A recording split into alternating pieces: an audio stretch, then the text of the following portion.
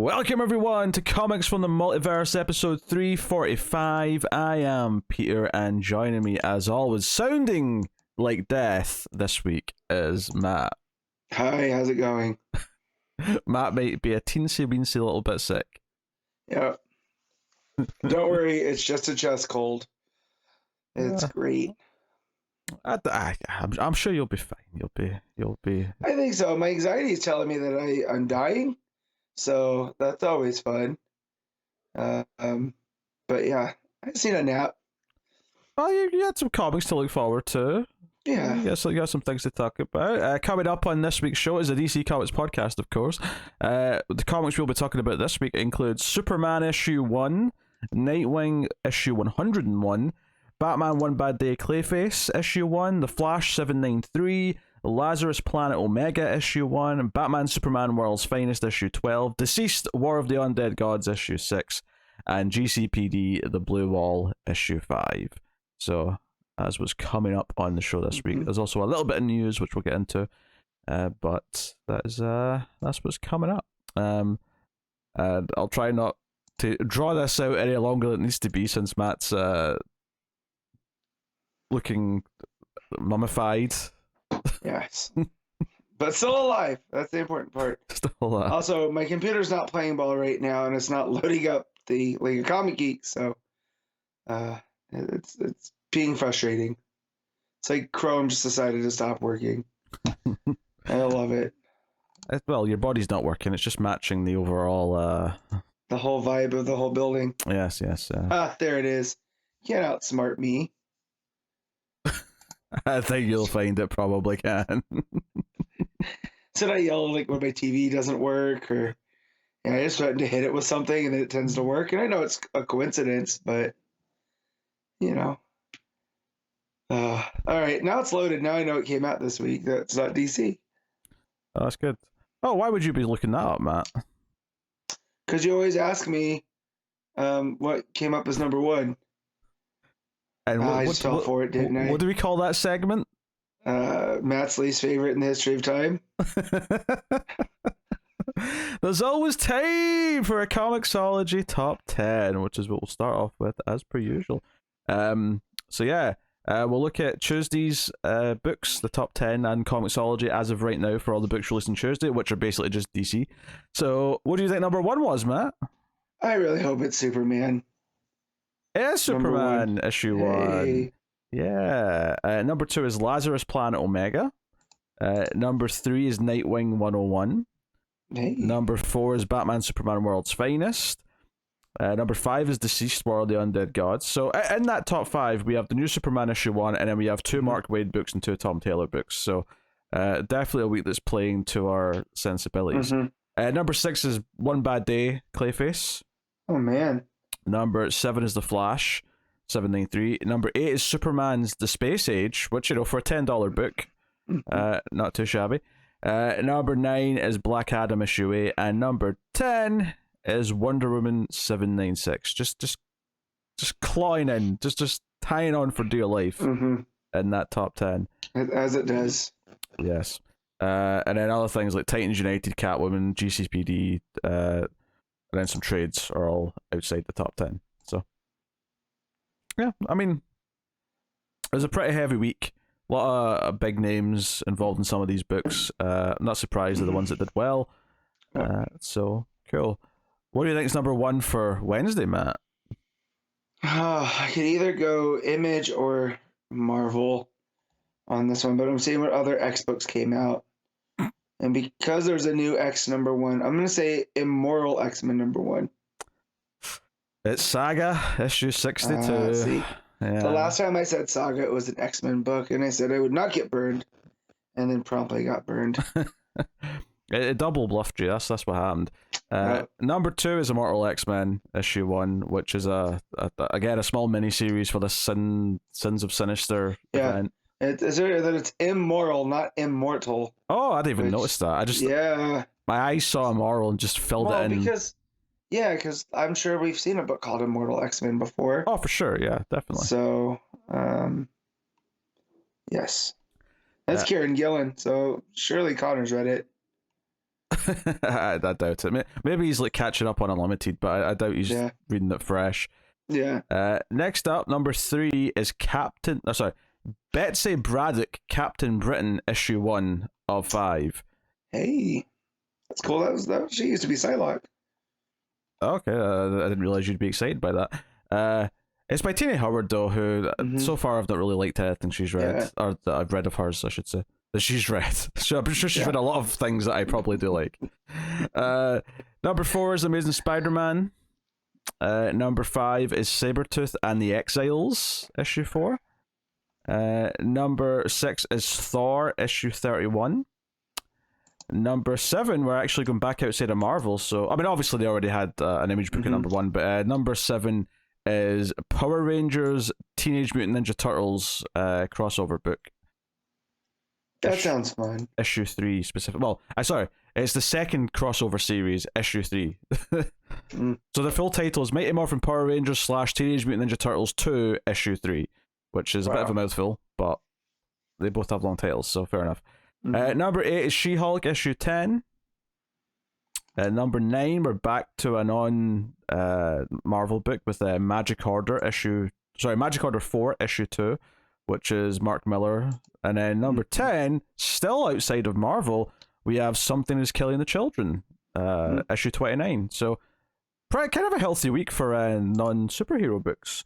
Now, admittedly, I'm looking down the rest of this. There doesn't seem to be a lot of Marvel, and that's maybe why there's more than usual sneaking in to the top 10. Because we did have a week 5 a couple of weeks ago. Maybe this is the week that Marvel kind of ended up taking off instead. Yeah, they're down week a little bit. Yeah. So, still, cool though. Honestly, the fact that there's a TV show in development for Something is Killing the Children is inspiring me to maybe finally read it, because I've been meaning to for ages. I have the first trade that I bought about a year ago. I should probably get to it when I have some time. Who's that in development with?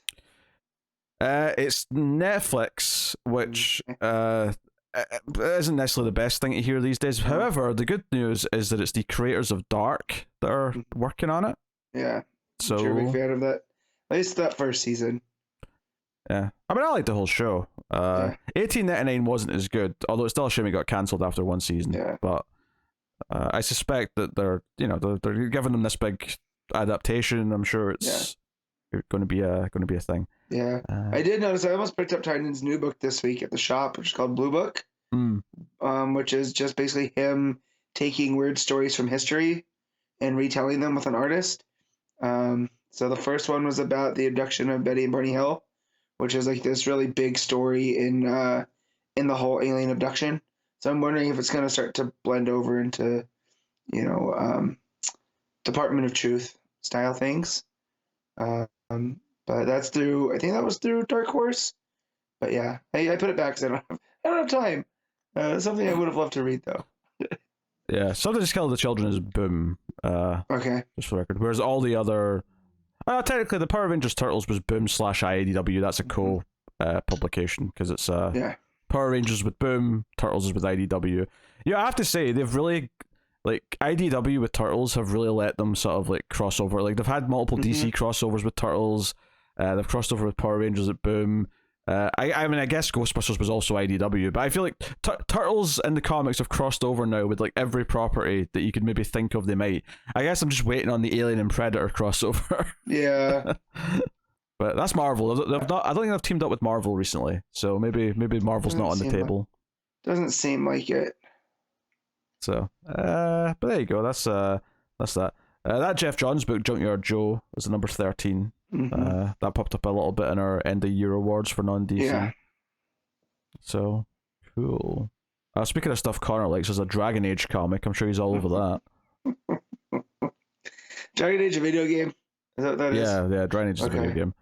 Gotcha. It's a video game that people liked the first one. No one really liked the second one. Third one was kind of just like mediocre, and Connor's in love with it because, of course, he is. Yeah, it's fantasy. Yeah, he likes that stuff. He's a filthy mark, is what you're saying. Yes, a big mark. Filthy mark. Put dragons and swords in it. Connor will read it probably. So there is a bit of news. They finally kind of officially announced the Night Terrors stuff that's coming.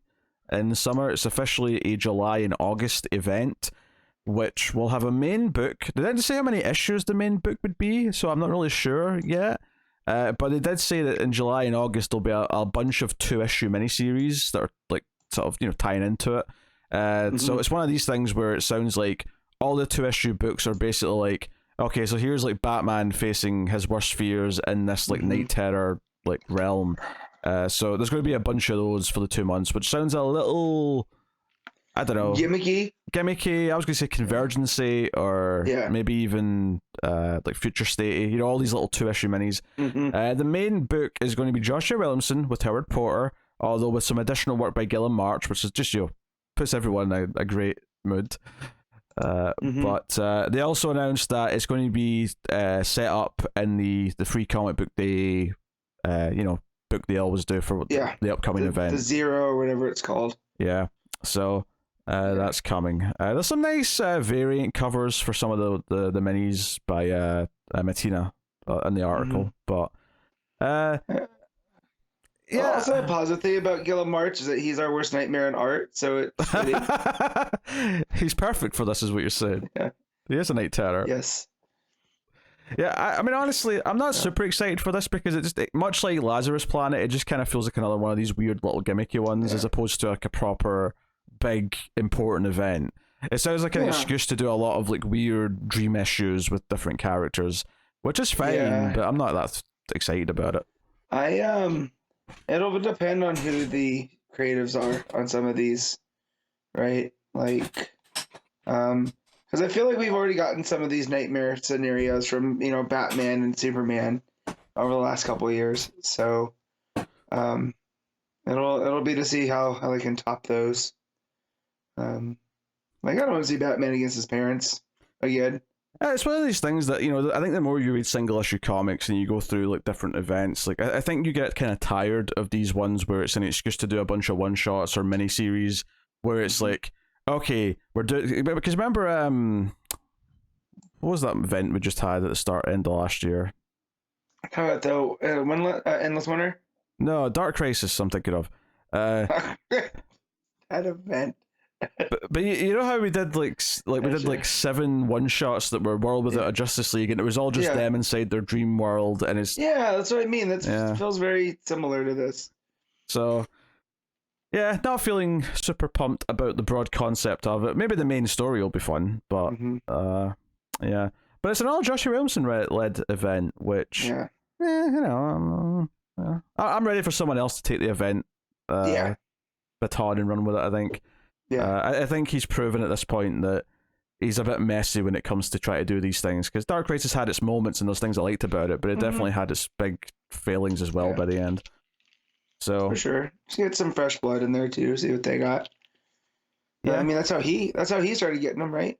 So more on him later, of course, because he's the writer in the new Superman book. But the only other thing for news, which is not comic book specifically related, but I should probably just briefly mention that they finally unveiled the Suicide Squad video game this week, Kill the Justice League, which is, the story's like Brainiac's infected all the Justice League, they're all evil now, and the Suicide Squad have to like kill the Justice League to like save the world, which, how you feel about that story is just kind of like, are you sick of evil versions of the main characters, and are you sick of Suicide Squad?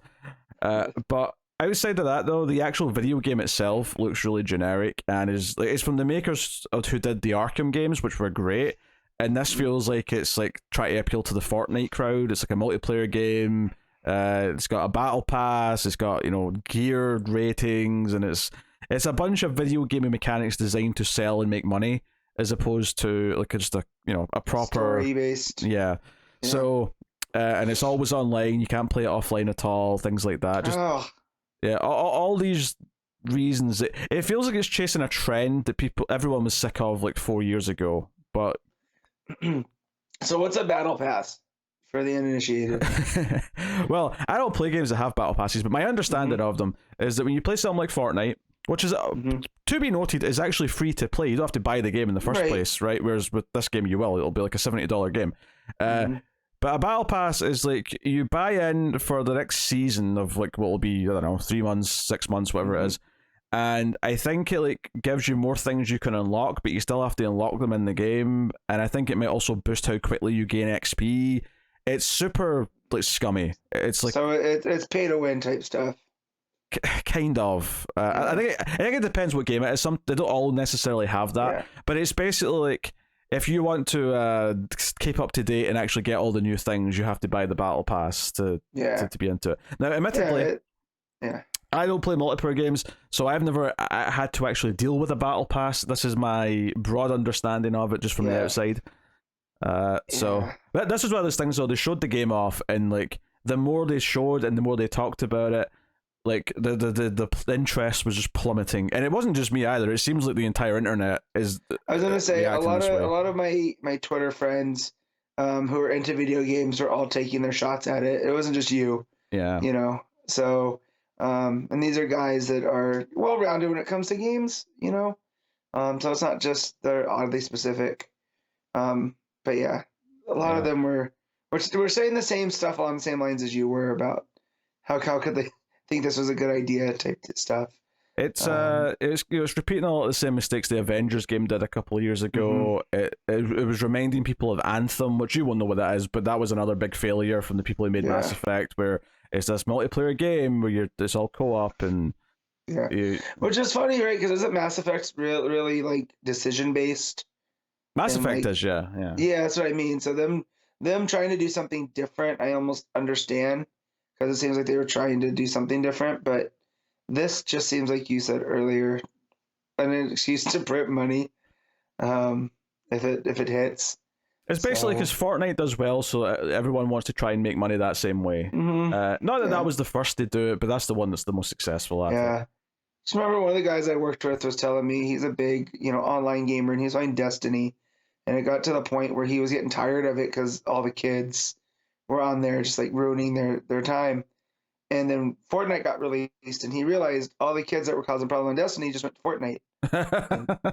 and he's not playing Fortnite, so yeah, please. So every time someone take digs at Fortnite, he's like, no, it's good. Let the kids have their space. It keeps them off my Destiny server. So that's pretty funny.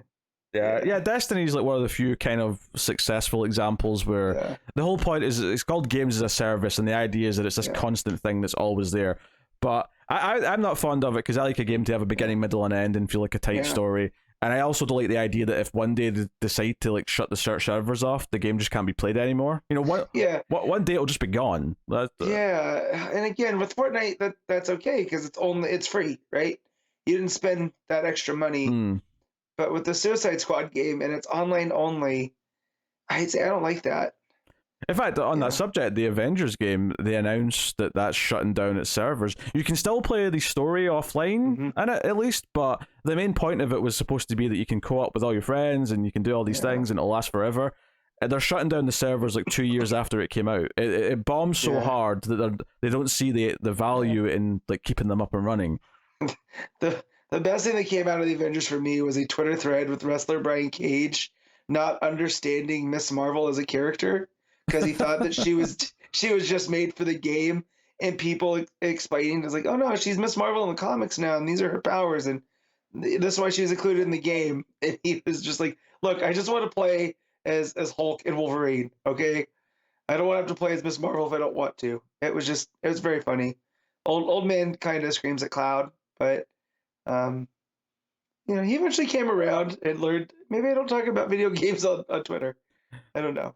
Yeah, so it was all just a bit sad. And it comes just like it's less than a year after Gotham Knights, which like I like the idea of more, but the game from all accounts is pretty rough. Was that another multiplayer one? It was designed to be co-op, and it's all armor ratings and stuff like that. And it's this thing where they must have known there was going to be like a bad reaction to this, but it's like games take so long to make that like pivoting would have meant delaying it for a long time. It's like stopping a very long train. Yeah. Where we're just like, it's too fast apart. We're just going to go with it. Do you know what the sad part is that like everything they talk about feels like damage control because it was like just today I saw a headline when I was looking to see if there was any news, and I was getting the Night Tower stuff. I saw a headline that said, Suicide Squad developers say that there's a battle pass, but don't worry, it's only cosmetic items. And that's what they try and say to like, oh, don't worry, it won't affect the gameplay. It's just for like new outfits and skins and like, you know, colors for your weapons and stuff like that.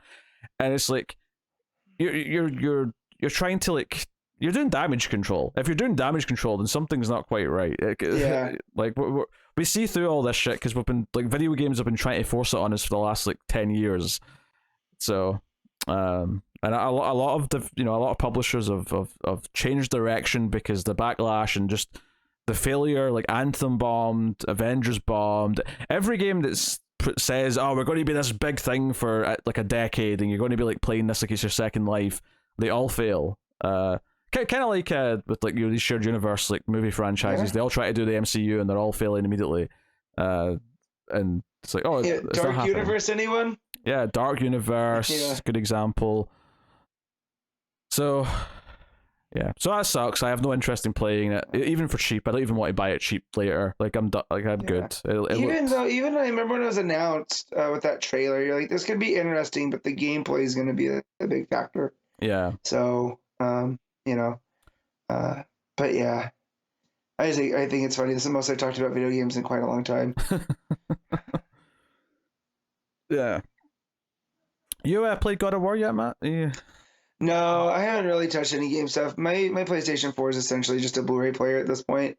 When we watch Blu-ray, if it's not on streaming somewhere.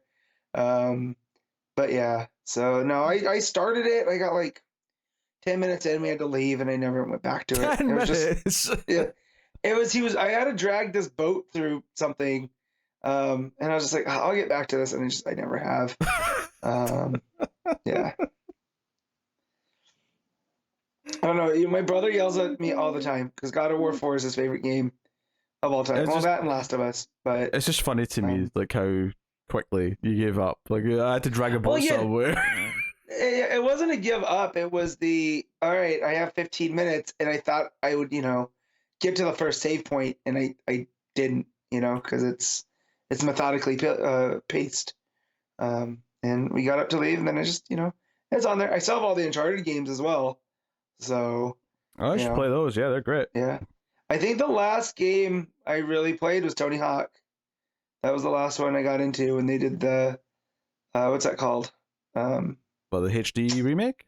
Yeah, the remake. Is it a remake? It was Tony Hawk's. It is. Yeah, Tony Hawk's 1 and 2. Yeah, that was a remake of the first two, yeah. It was that, and I played through that during the pandemic. So, but yeah, fun times. Yeah, okay. Well, yeah, Suicide Squad doesn't look very good. That's a shame. But here we are. Yeah. Oh, and Shazam 2's box office tracking for its opening weekend is looking pretty dismal. It's looking like and then all the for Aquaman, The Lost Kingdom. Mm-hmm. A friend sent me an article in which test audiences have said it's the worst DCU movie ever. I was like, yeah. Yeah, I think I saw the headline saying that some of the test audience walked out, which and I'm looking at the cast, and they're adapting, it seems like, the Zebel stuff. And I'm like, even if it's just mediocre, right? That's not walkout worthy. So what is on screen that, I can't imagine Aquaman 2. It's just one of those ones. Well, I mean, Shazam 2 already feels like it's been sent out to just die and get rid of it as quickly as possible. So it doesn't surprise me that Aquaman 2 is probably going to end up feeling the same when that comes out. Yeah. But I mean, worst DCU, like, Suicide Squad's there. Like, is it as bad as that? Well, yeah, but that was different people in charge. Like, I think if you're in charge of it now, your thinking is probably, oh, we can't have something else that's even like remotely like that again. So it's not saying that it's as bad as that, but it's saying that the new standard that they're trying to work to is, that's the way I'm looking at it anyway. Gotcha. Yeah. On that subject, actually, it's just a minor thing, but HBO Max were doing Dead Boy Detectives, a TV show. Mm-hmm. And it's moved to Netflix, and the reason why it's moved is, and why HBO Max don't want it anymore, is because while it's based on a DC property, it doesn't like fit into like James Gunn and Peter Safran's DC like plans, so they're just sort of giving it to somewhere else to do it on its own, which honestly is not that I think that's fair enough, to be honest. Yeah, let it be its own thing without people seeing the DC logo, you know, and thinking it's something that it's not. So maybe it goes cool. Maybe it goes better there because they've already got Sandman on Netflix, so maybe it's an on gaming property, so why not? Yeah, that's cool. Yeah. So there you go. There's your news for the week, which was just Suicide Squad complaining for the most part. Oh dear. And do you know that's the thing? Games take so long to develop that I think they probably started developing this game before that first movie came out. That's how long they've been developing that game. Good lord. So they were probably hoping that was going to be DC's Guardians of the Galaxy, and it felt like that's what they wanted it to be, that movie. And obviously that didn't pan out, so it kind of feels like this relic from a time from before. Kind of in the same way that these movies that are coming out in the next year or so feel like they're holdovers from a previous era. So, anywho, that's the news. So let's get into the books then. We got Superman issue 1, Joshua Williamson writing with Jamal Campbell on the art. So we have our first big proper book from this Dawn of DC line, effectively. Mm-hmm. They're very spread out, so yeah, this is the first one we're really getting. Which isn't, I mean, the banner doesn't really mean a whole lot other than there's just a bunch of new books starting. So yeah, we have Superman, back at Daily Planet. Lois is in charge. She's filling in for Perry as editor, whilst he's off on sabbatical or something, they said. Yeah, because remember his brain broke because of he wasn't in the bubble. He was on the outskirts, and was it Action 1050? Oh, you're right, yeah. Yeah, so he's taking time away, and she's now the chief, and I don't know if it agrees with her. She's not. All I could keep thinking of was the previous writers, her lack of spelling prowess and she's grammatical errors. She's a tyrant in this. She comes out of that office saying, "You thought Perry was bad. Get back to work, you bunch of lazy slackers." Yeah. So yeah, the opening's just kind of a fun bit where Superman is dealing with Livewire and then ends up officiating a wedding because the priest or whoever ran off.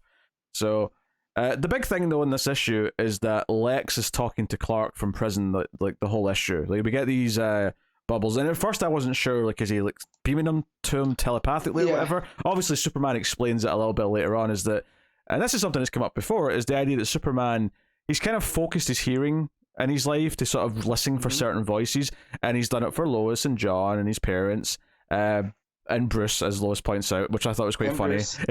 I love that she's a little bit jealous that Bruce is kind of like his bromance. Yeah, I don't know, that was cool. The and Bruce section really made me laugh. Yeah, so, but the other one's Lex, and not because he's a friend, obviously, but because, in case he's up to something, kind of thing. So Lex knows this and is just talking to Superman the whole time. I like also that from the prison perspective, Lex is just talking to himself, and, rambling about Superman, which just that visual is hilarious to me. Yeah, it's a funny time. So we get the status quo. We set up this idea that Clark listens to music to try and focus his hearing a little bit, give him something to focus on. So the art, of course, is gorgeous. Panel, Campbell's. Yeah, go ahead. I was gonna say that panel of Lois stepping out of the office and yelling just looks great. And I was like, Campbell's, because he did the colors too, right? I think Campbell was all his art. Just the yellows and the purples and the golds, everything just washes Metropolis over to make it look like this gem of a city, and it's really beautiful. And there's simple little things where they're in the office and it's after she's been talking to everyone, and she grabs Clark's tie. There's one panel where it turns to a red background instead of a blue, and she says, "I'm a predator. I got to hunt for a story, and if I don't get one soon, I'm going to eat an intern." And it just shows how cooped up she is, that she's getting this cabin fever, being held back at the office. So the big thing though is that this sets up where the story's going. It reestablishes that Clark's got his secret identity. Him and Lois have to hide the fact that they're kissing on the roof in front of Jimmy. It looks like there's a disaster. It looks like there's some sort of weird blue and red tornado happening around the LexCorp building. But the big reveal is that these were nanobots building a giant Superman emblem at the top of the building. This is now the Superman Tower. Supercorp.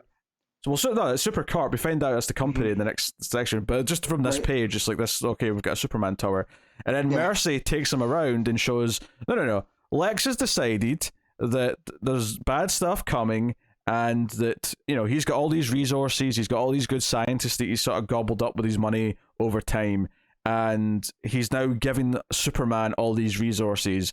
Now I'm sure he's got something up his sleeve because he always does, but at least at face value right now, he's saying, this is your company now, Superman. And Superman tries to give them away, and Mercy's like, nah. Like, he said that if you try and like give ownership, he'll just like fire everyone in the city.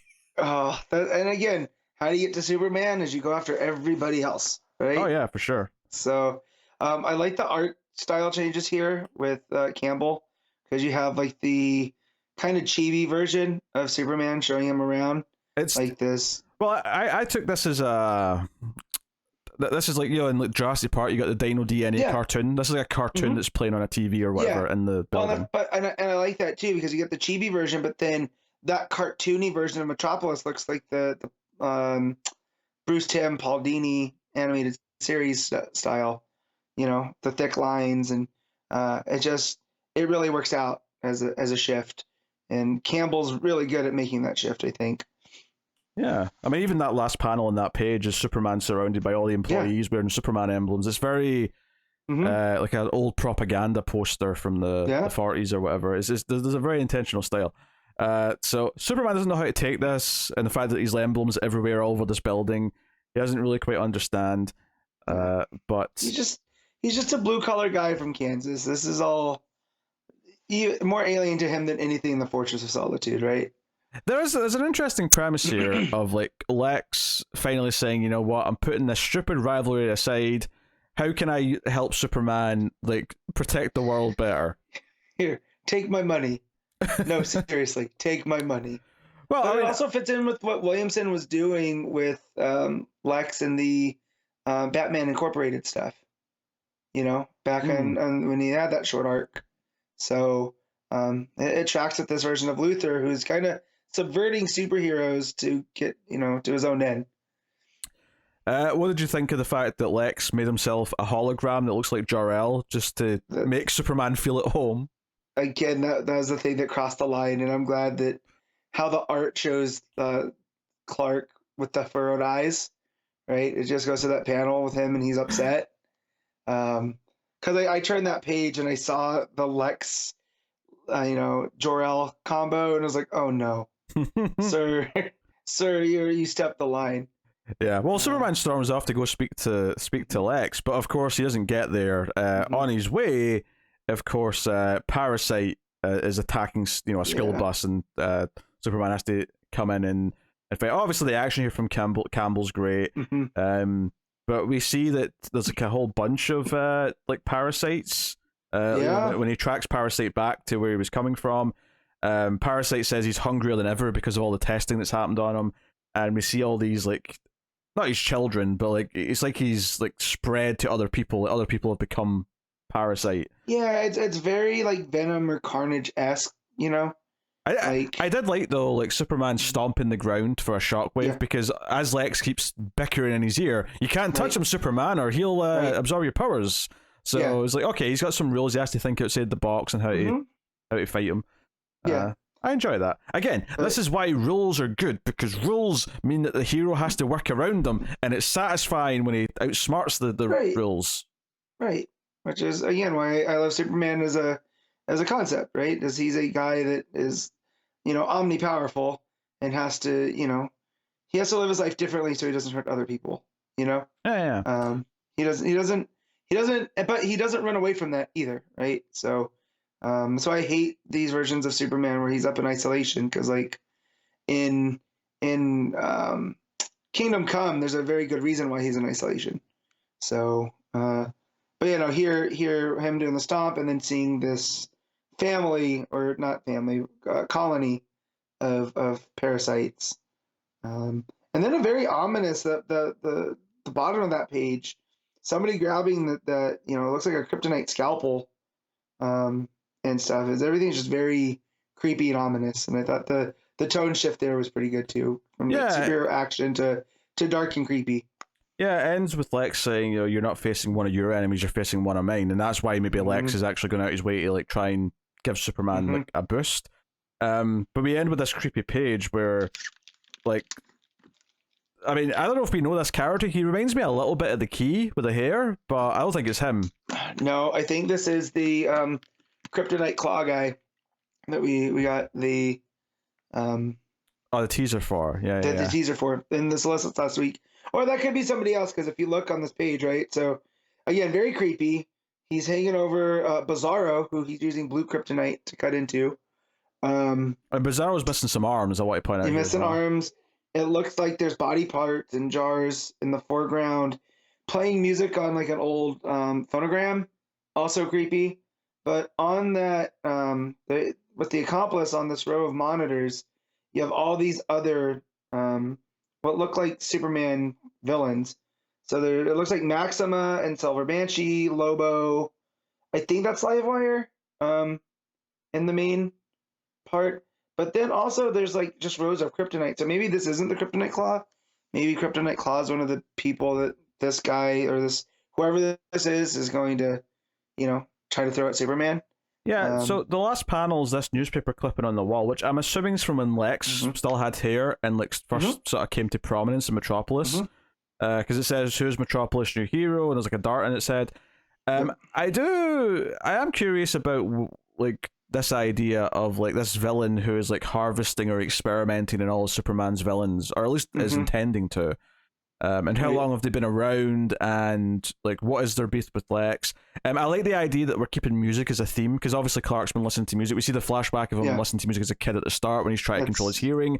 We see him with the headphones in the middle of the issue, and then here at the end, while this creepy operation's happening on Bizarro, they've got an old like sort of gramophone playing music, which actually gives you a good bit of sense of atmosphere. I can imagine like some old timey song playing in that as he's cutting into him.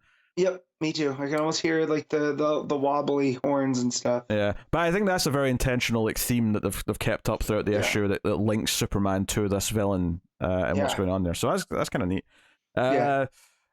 It's a pretty solid first issue. It kind of reaffirms Superman's status quo here. This is Superman away from all the other super characters, so action's going to have the kids and Supergirl and John and like the entire family. This is more Superman with Lois, Jimmy's around, we're dealing with Lex. It's kind of the core characters of the mythos. Yeah, so it's not like, I don't want to call it a back to basics, because this is, this is a very Superman story. But it feels different than even like Philip Kennedy Johnson's Warworld stuff and Bendis's take on Superman. But in a good way. Like, it has all the hallmarks of what I'm looking for in a Superman comic, right? And like the whole Lex subversion of him wanting to help Superman because this is one of his villains. Someone that hates Lex, not necessarily Superman. I loved all that stuff. That was a nice addition, that's one of your hooks. So there's three main things here that it's trying to hook you on. It's hooking you on the differences, right? So it's like, okay, it's classic Superman setup, but Lois is the editor. Classic Superman setup, but Lex is at least claiming and wants to help Superman. And then you've got the tease of this new villain who might be a bigger bad than everyone else. But otherwise, it's a very, Clark's back at the Daily Planet. He's writing articles. It's playing with the basics more so. Whereas action, it feels like that's been allowed to explore the new family life with all these other characters and stuff. That's almost Superman in a mythological sense, and that's what I've loved about Philip Kennedy Johnson's. Since he took over for the Warworld stuff, it's a Superman is this big, huge ideal. Here is much more. Felt like this is more of a Clark book than a Superman book, if that makes sense. Because we're really focused on him with the music, like with the flashback at the beginning with his parents, and him using the music to focus, because of his hearing and whatever. But no, I thoroughly enjoyed this. And also I want to bring up that page where right after the title page, that kind of acts as a quick little origin. And I just think that's Campbell doing some really good artwork as well, because it's got Superman taking one of the Livewire's bolts and saving people, and that's all blue. And then his cape flows out, and you have all the red, which is his history. You see, Jor-El and Lara and the spaceship and the Kent's finding him, and even him meeting Lex. Yeah, this is a 2-page layout. Yeah. So, and it's just, again, Campbell's, the colors, you're playing with the blue and the red because of Superman, but it also, in the story sense, everything's there. But yeah, no, just thoroughly enjoyed. I had a big stupid smile on my face reading this. Yeah. I mean, I don't think it feels as promising to me initially as like Johnson stuff and Action did. We got those first couple issues, which weren't technically even Action. It was the Future State issues. Future State. But like that was instantly like, oh shit, this feels like it could be special. I think this feels really solid. Like I really like this first issue. I'm excited to see where it goes. Williamson, I think, has more misses than hits with me at this point, so I'm not going to get my hopes up too high. But art's really nice. Characterization for the characters is fun so far. So there's little to be upset about, certainly. Yeah. So we'll see how it goes. Maybe Williamson is just, now admittedly his Flash run did still also tank after a while, but maybe Williamson is better suited to a solo character and their supporting cast rather than the big event that has 150 characters in it. Yeah, it did take his Flash up until that Shade issue where that's where it was starting to feel the cracks. So that was like 20 issues in. I'm probably way off, but it was double shipping and all this other stuff. But he had a good start on Flash. So at least if this starts off as strong, I'll be happy. But yeah, but that was before it even got really good as well, because the good stuff was up the build up to the Flash War and the issue 50 with Wally coming back and all that. Yeah. It was after that it tanked. Like once we got to the year 1 stuff and all the different forces, like it just fizzled into this nothingness that we were all just kind of miserable reading. So we'll see. We'll see where this goes, but it's a pretty solid first issue. Yeah. What are you giving Superman issue 1? At the gate, I'm giving this a 9. I'm just going with an 8. I think it's good. I think it's really good, but yeah, I'll just leave it at that. So, Superman issue 1. Nightwing issue 101. Tom Taylor writing with Travis Moore on the art. So, obviously, we had the Titans become involved last issue, and we're building, of course, to a Titans book, but they're still here for this arc, and Nightwing, and it picks up the thread from issue 98 with with Blockbuster's daughter, who the demon was coming after.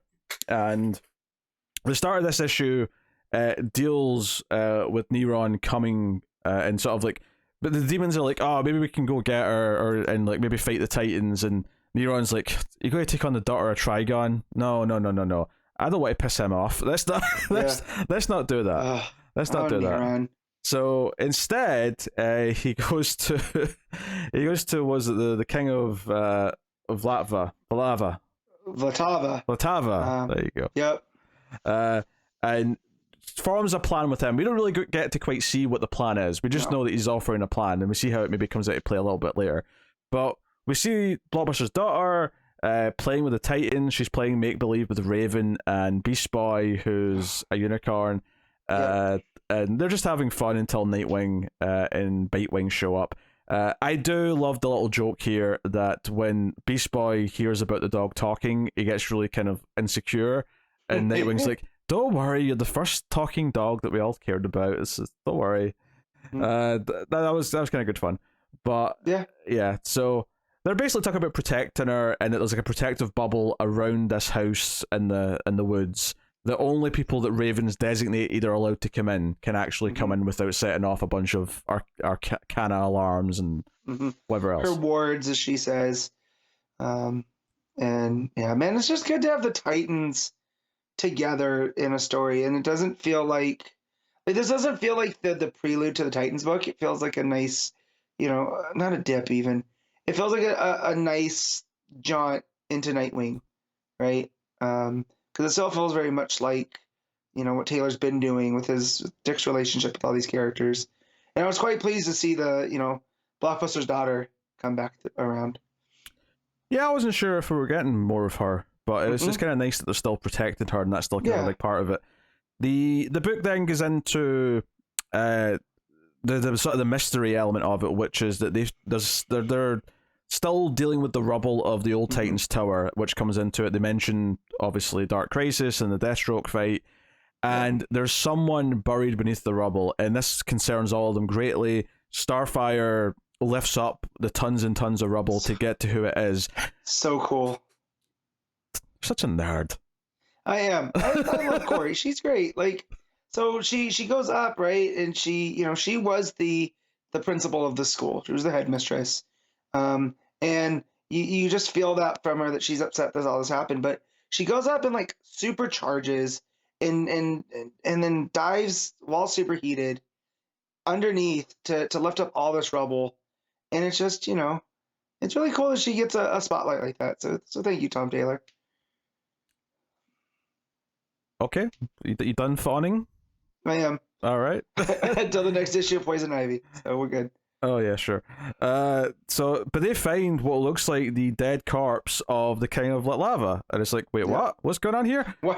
Why is he here? Yeah.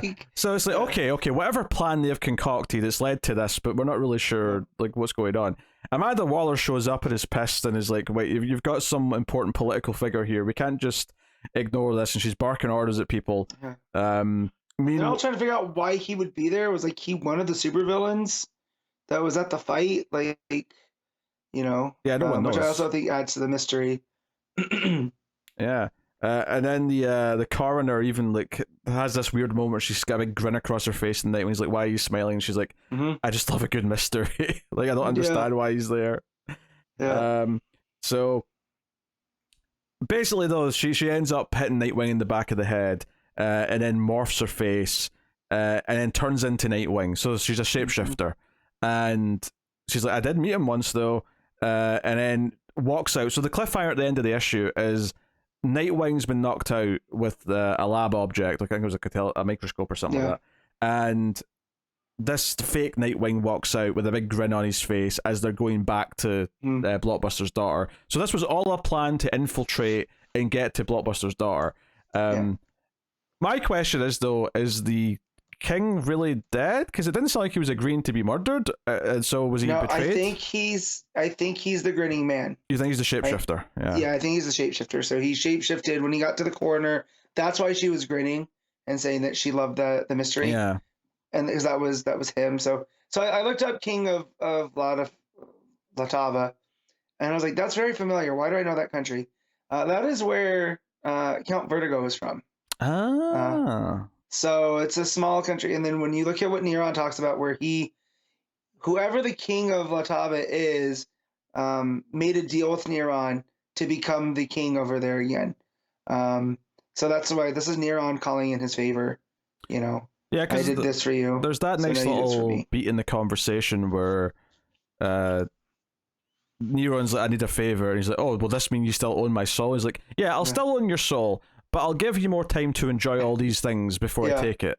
And he's like, okay, I'm listening. So I was like, okay, we're getting a little bit of that relationship there. It's an interesting issue because it's very different to what the book's been, and kind of a fun way. So the fact that we're doing this story with the rest of the Titans, and maybe part of it's going to be them realizing that this isn't really Dick, is going to play into the idea of, oh, this is his friend, so they would maybe recognize at some point. I think they're going to recognize it real quick. Well, if he doesn't stop grinning even when they start talking about something awful, maybe they'll get clued in. Yeah, I mean, because that's kind of been Taylor's take on the Titans, is they are that close. They know each other in and out. So, but there's a really fun little story after the build up to 100, and seeing what Dick's gonna do to change Bloodhaven. So to take this little almost side trip with the Titans back to Blockbuster's daughter, it's a lot of fun. Also, Travis Moore's art's pretty solid. I think all the characters look really good. His grinning man is creepy, especially when he's disguised as Dick. But yeah, pretty solid issue. Yeah, I think it did a really good job of setting up or teasing that what was going on with Neron and the Grinning Man early on, and then so it makes sense that the characters are all concerned when there's a body, and they're like, shit, did we miss like a kid? Did a kid die that we didn't account for? And they're kind of really scared and nervous about it. Yeah. So I like the emotions from them in that scene and the build up to like actually finding the body, and then the actual weirdness of what the body was, I think was a cool little thing. But because they set up like this was Nerun and this other guy doing this early on, I actually like it had a good payoffs where it had a bookend, the beginning and an end that felt like it told a full chapter of a story. So when it got to that ending and the reveal, and it was like, oh, this was all part of the plan. This is all like, so it was a good cliffhanger. I'm excited to see what they do with this next. So, and like you said, Travis Moore's art is pretty solid. Obviously, Redondo's the best artist on the book, but he can't be on every issue. So, Moore's definitely one of my favorite alternates for the book. Yeah, so for sure. Good. And of course, we have a backup now as an ongoing thing in Nightwing.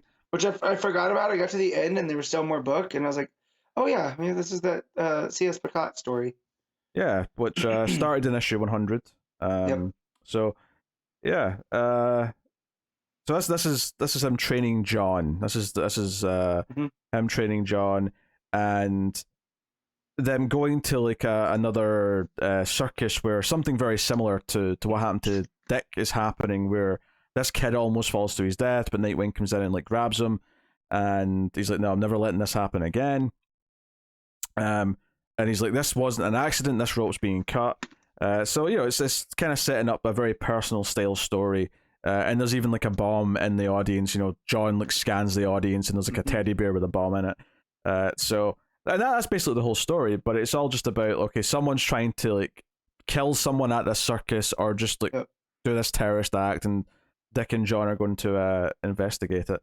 Well, and I like the subtext of Dick explaining to John about being an aerialist isn't just all the flippy tricks and stuff. It's the trust that you have that someone's going to catch you, and the fact that Dick's trust could have been broken because his parents, and it's just his parents, right? Yeah, it's just him and his parents. The brother's a movie adaptation.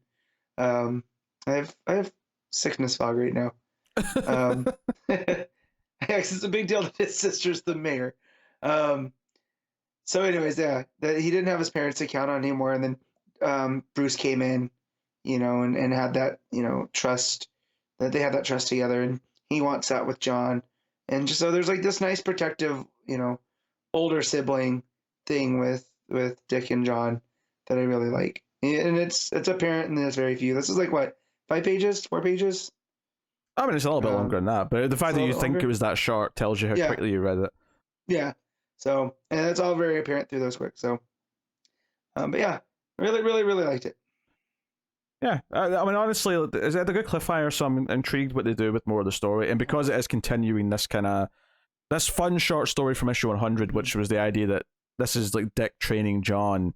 Getting a little slice of that every issue is probably going to feel quite good. I think Pansika's art in this backup is pretty solid. It's not as quite as good as Moore, but I think it's a really solid art for a backup. Sometimes I think what backups suffer from is you get to them and like the artist is like, someone you don't like as much as the main story, so you feel this drop that is makes it less appealing to read. But honestly, it still feels very much in style of what Nightwing's been. I think Pansika's maybe even done some issues here or there. Yeah, before now. So yeah, it's again, it's really hard to judge something that's only an 8-page story. And it's not a full story yet because it's only a part one. But I'm definitely more invested in reading this backup than I am some of the other backups that we get from DC. So for sure. So that's good. Overall, really solid issue of Nightwing. Honestly, if anything, it's going to maybe more of a low-key issue just because some of the issues are so fantastic that this just feels like a normal one, but that's not a bad thing in this case when it's a run that I'm enjoying this much. So, what are you giving Nightwing issue 101? I'm going to give this an 8. Yeah, I agree with the 8.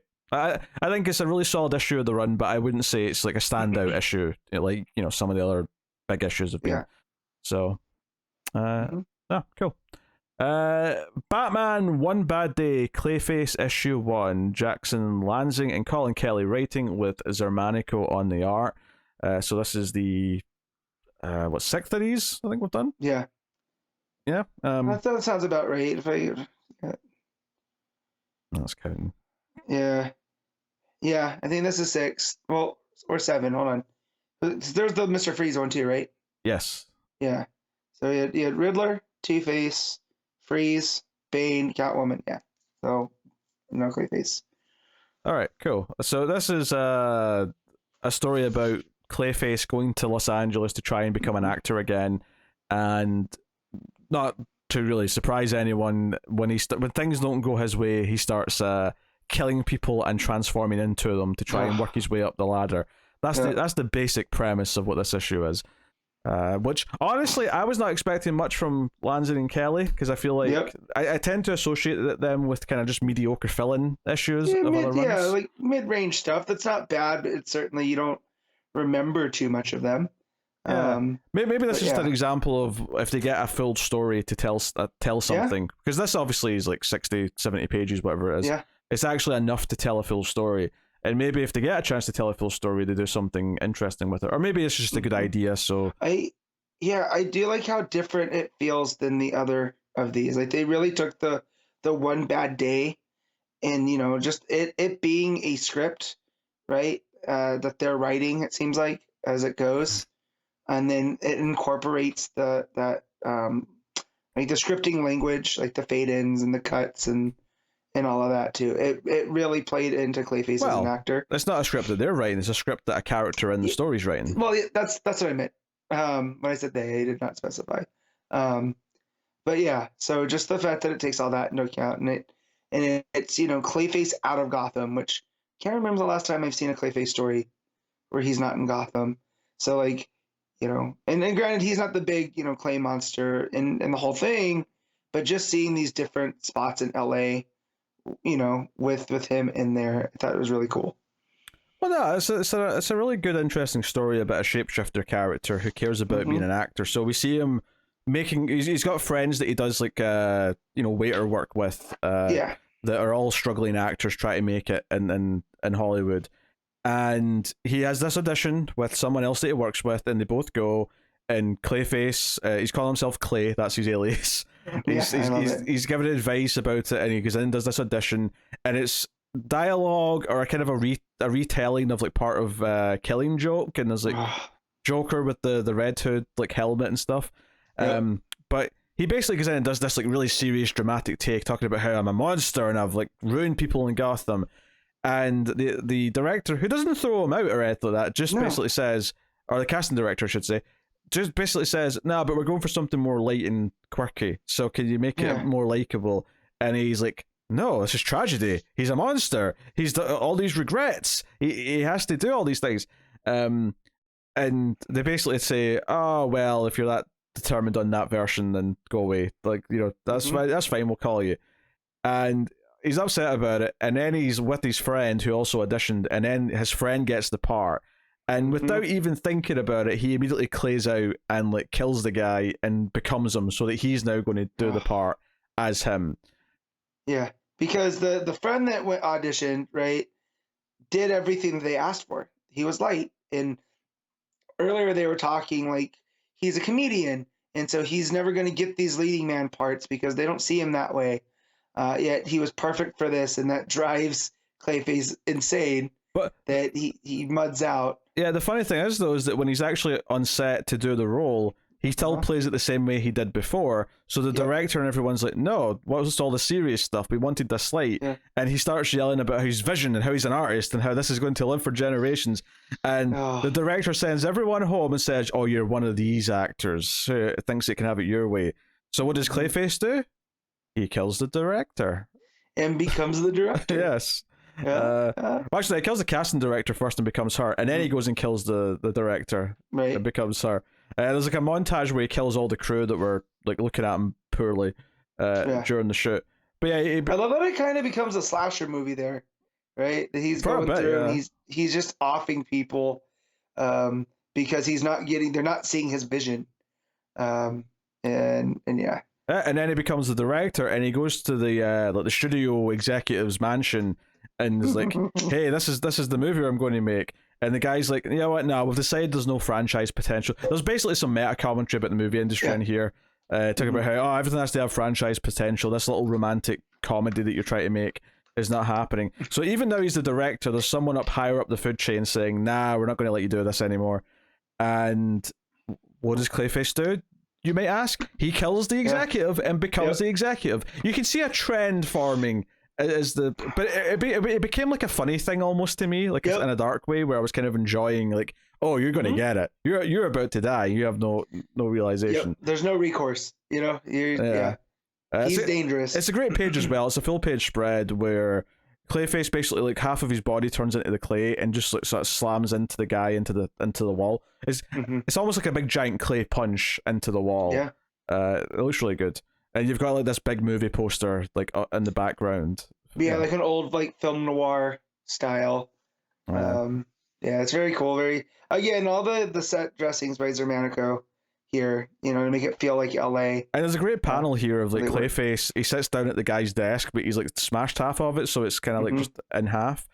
And he chooses to throw a party as this executive, and he invites his friends that we had at the start of the issue. Like, there's an older guy and then like the woman. Who's a writer, right? Because he offers to read her script, right? Yeah, it's the young woman who's writing, and the end of the story reveals that she's been writing this script that we've been seeing hints of throughout. But he throws this big suave party for all the Hollywood elite or whoever, and invites his wannabe actor and writer friends from the start of the story. And they keep saying, "Where's the other guy that we all know?" Because that's the guy that Clayface killed, after the audition. And he keeps just sort of making excuses. And eventually, after running into Bruce Wayne, who's they point out is here, Bruce is in town for something. And of course, as a reader, we're all like, he's on Clayface's trail for sure. Yeah, he's here looking for you, buddy. But he actually decides to try and tell his two friends who he really is. And immediately, they're like, wait a minute, did you kill our friend? Because you just admitted you're a killer. And our friend's missing. And well, I also like that they said earlier as Clay, he says, "Oh yeah, the friend went back to whatever town he's from," and the writer goes, "No, he's an Angelino. He's from down the street. So did you kill him?" And I like that the friends actually piece it together because they were friends. It showed that they were connected. And that he just never really had that connection because he doesn't know. Is Clayface just going through the motions of what he thinks a friend is? Yeah, there's this idea that he's very self-absorbed, which is kind of ironic given that he absorbs literally other people. Yeah. There's kind of a... It's almost like he does belong in Hollywood with the way he thinks. It's just that he doesn't have the power to enact it. But that's kind of what the monsters in Hollywood are. It's kind of what Clayface has become here. But he tries to give a speech to the party, and the guy friend punches through him with a broken bottle to show everyone that he's made of clay. And everyone starts running and screaming and crying. The lightning starts. There was a line earlier on where Basil says, "Oh, that's the great thing about LA, it never rains." Yeah. But it starts raining here, which I chuckled at because it's actually a storm in LA, like right now. Right now. I know. Yeah. The surrounding areas, like Big Bear, got hammered by a blizzard. Yeah. So he turns out a Clayface proper, the big clay monster you all know and love. And the rain's coming down. This is, to me, this last section is where the art really comes together and shines. Xermanico turns it up. I also love that he yells at Batman that you brought the weather with you. Yeah, you brought the rain from Gotham with you. Yeah, I love that. Yeah. So Batman comes down. There's a gorgeous full page of Clayface jumping off the roof of the building, and he's storming around. He ends up in a park or whatever it is, and the rain's coming down, and he starts monologuing and. Shout out to the letterer and the word balloonist here, because when Clayface is talking as if he's Clayface and not pretending to be a regular person, you get this more kind of bubbly kind of speech bubble. The text is a little more wobbly. You kind of get the feeling that it's monstrous. And then you get that gorgeous 2-page layout where Batman and Clayface are sort of facing off. And because Clayface is whining, why did you come for me? Why couldn't you leave me be? Why couldn't you let me just do what I wanted to? And Batman just says 9 people in one day. Yeah. So it really heavy emphasizes this one bad day. One bad day, yeah.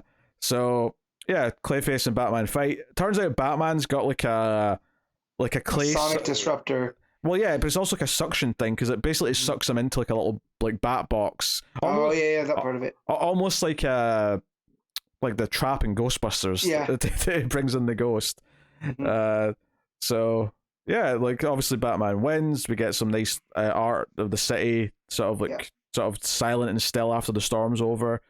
And and the young writers finishing their script, and Clayface is back in Arkham, and he's like split into multiple people around the room, all the people that he's killed, and he's basically like, his Clayface is in the middle, like his face made of clay is in the middle, and he's saying, "I'm open to feedback. Is there any notes?" And he's sort of like, he's got like a kind of like a spider formation where Clay's going out and making all the people that he's killed, and he's like, basically he's showing that he's kind of crazy and he's talking to himself, basically. That's why he's in Arkham. Yes. The way that page starts with him just a close up of his face, and then as it pulls back and it's just the head, and then it pulls back and he's in a room with these spider-like tendrils coming off of him, to the last panel, which is the 9 people he killed standing over him, and him offering but again, he's open to criticism. That irony, I'm open to feedback, when what got him into this mess in the first place is the second someone said, "No, we don't want it that way, can you try it this way?" And that's the beautiful thing about it, is I think we've all seen stories where someone auditions for something and they say, "You're not what we're looking for." This casting director said, "Hey, can you try it this way instead?" They gave him the option to like do it the way they wanted, and he's like, "No, I'm an artist. This is dramatic. This is not funny. This is not light and That's the part that really drove it home to me, was that he is that good of an actor, but he has to have it his way, and he's so pretentious and, like you said, self-absorbed, that they're gonna have to do it his way. He's gonna make it happen. So yeah, that's really where the story took a turn to me, because I was enjoying it up till there. And then when they dismiss him and he kills his friend and takes his friend's part, I was like, oh, now this is a Clayface story. This is real good. So, no, I get into this quite a bit. It was a fun time, and I was expecting this to be the worst just because of who was writing it. So it's nice that it's a pleasant surprise. Yeah, for sure. Yeah, it makes me curious about their other stuff. I know they just did a Captain America book. We'll see maybe how that is. But I remember them writing a couple issues of, I want to say it was a Green Arrow, and it wasn't bad. I don't remember what the contents of it were. It was throwaway. I remember just thinking it was a bit of throwaway 2-parter that I didn't need. So, but no, and I feel like they have some experience in the Hollywood system with some of the digs they were taking, about the franchise potential, and kind of self-absorbed actors that can't take criticism and all this other stuff. I was like, there was that little seed of it in there that really drove home the one bad day. I was like, this is one really bad day for Basil. There's also that dramatic irony that someone who can literally be anyone is determined to just be one thing. Yeah. There's like an irony there where he can literally transform and be everyone, but no matter whose face he was wearing, he was still just acting like him. Yeah, he was still himself, which is the different face. Yeah. Yeah. No, it was really good. And again, Xermanico, one of my favorite artists. So all the Clayface stuff in here, just really. Yeah, the art was solid throughout, but like once we got to that nighttime in the rain scene with the lightning in the background, Batman's coming after him, that stuff was just gorgeous. It was all building up to that moment, and it felt very theatrical, which is fitting for a story set in like movie land. Yeah, effectively. Man, I would love for them to do this as an animated short. Like a little 30-minute Clayface short. I think this would be a lot of fun.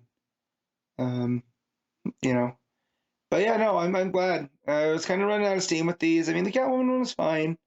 And it was the heist story and whatever. This might be one of the best Clayface stories I've ever read. I'm really high on Tynan's detective run that used Clayface and what he did with the character there. But outside of that, I can't think of too many off the top of my head. Even though it's a character I really do like. We had another one shot with him after that, and I can't remember where it was now, but there was something that I remember thinking we praised quite a bit. But I think this was solid. I mean, honestly, I wasn't losing steam with these because, the Bane one was a bit weaker, but by and large, this One Bad Day has had a pretty good track record. It's had a pretty good like average quality. Like the first one with Riddler was the best one, and it's not been topped, but there's been a lot of good stuff throughout most of these. Two-Face was maybe a little bit more middling as well, but I like the Mr. Freeze one. The Catwoman one was solid. We have Ra's al Ghul, Penguin. This is 7 because we missed Penguin. Yeah, okay. Penguin was pretty decent too. Well, we still have Raz left, right? Is that the last one? We still have Roz. Roz is, I think, the last one. I think there's 8. So, and maybe they keep this gimmick going. Well, not gimmick. That sounds bad. But this what's the word I'm looking for? Format going with other Bat villains, or even open it up to. Yeah, you could do a series of like like Flash One Bad Day, and it's like we could do maybe not 8, but like maybe like a handful of Flash villains, handful of Superman villains, whatever. Mm-hmm. So I would love to see a Sinestro One Bad Day. Oh sure. Yeah.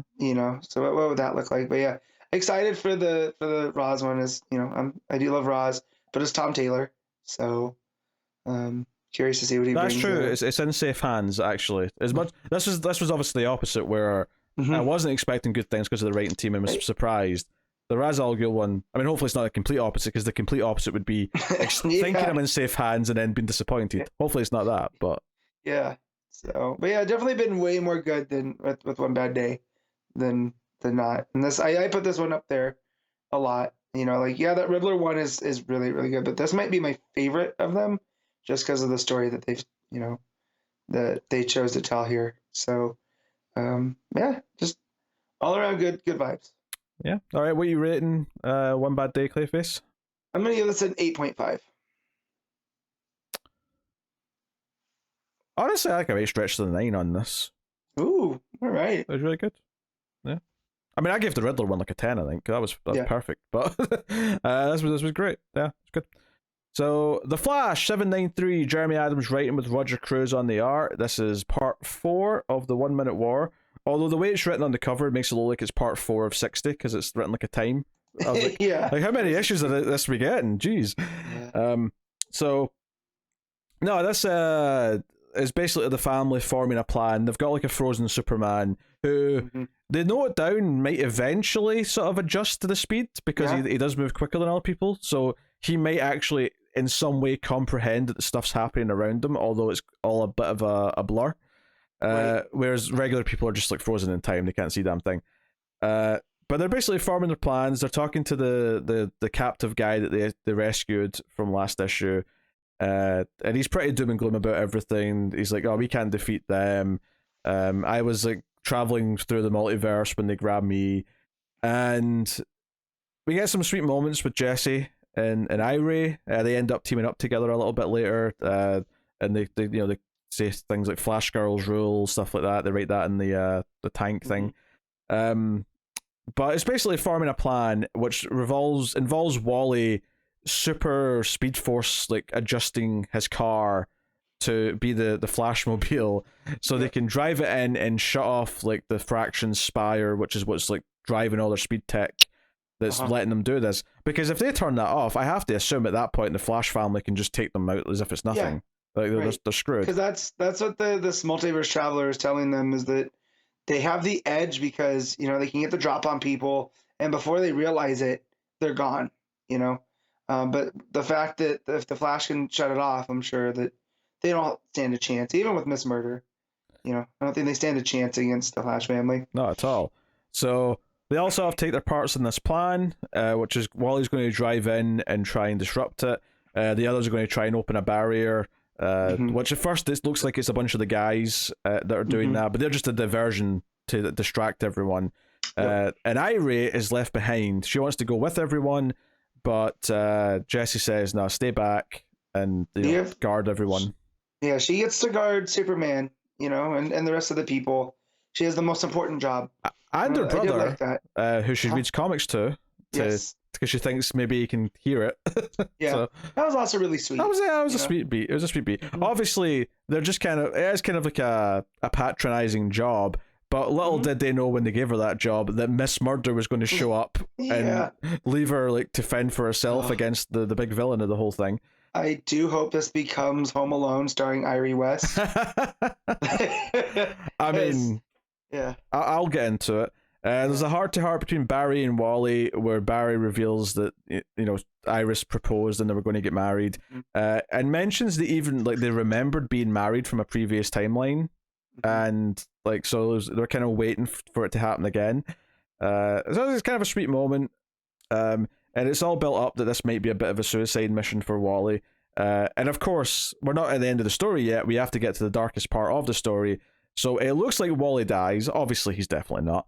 But Right. the car is like, they've got like a safety mechanism that basically just like, it's like a disruptor field that kind of vibrates the car. Wally tries to like vibrate away from it, and he can't. So we basically just have this like black smoke in a hole left where the car was. So it never made it to his destination.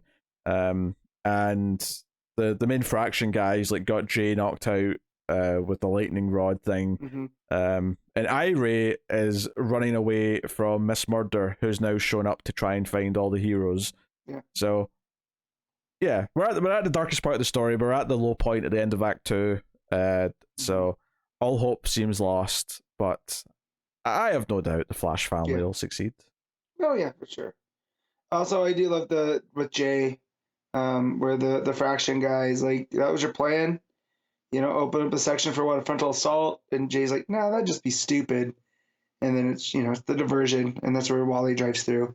I just thought that was so good, and then and then it zaps him, and you're like, oh crap. Yeah, it's Jesse and Linda who are actually opening the real part that Wally's going to drive through. Mm-hmm. And Wally's like darting around in the car, dodging their cannons and whatnot, but they have a defense mechanism that they didn't predict coming.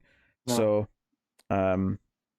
yeah, I mean, obviously, like, it's a pretty straightforward issue, but it makes sense. There's some sweet moments between Irie and both Jesse and her brother. Mm-hmm. There's obviously the big heart-to-heart with Wally and Barry, which is quite enjoyable. Mm-hmm. I still don't believe that Iris is truly dead and is going to stay dead, of course, but it makes sense for them to have this beat here. So, I'm sure she's because I remember reading something in the solicits about them mourning Iris, but I'm sure Adams has an ace up his sleeve with all of this stuff. I'm sure. So, I mean, it's not even the first time that a West family member's died and come back in the same story. So, not at all. So, it's still solid. Yeah, Roger Chris's art is all right. It's got some fun beats. It's not the best art that's been on the book, certainly, but he's definitely a solid enough hand, especially right now that they're doing these double shipping issues, so they're not obviously got one artist and everything. For sure. Yeah, it gets a little bit scratchier towards the back, a little bit more of that sketch style. But again, it's not bad. It's just the style. It's a little bit more loose. I like his action more than I think I like his faces in the scenes where it's just characters talking. I don't think that's necessarily his strength. No. Just because he does some sort of angular faces that I'm not as into. But when it's stuff like the running around or the Wally in the car stuff, it does have a bit more of a cool look to it. It's almost like he's better at inanimate objects or at motion than facial acting, I suppose, if you want to call it that. For sure. But yeah, it was a solid chapter. I don't have like a ton to say on it because it is very much the middle story of a story like this. But it was a solid version of it.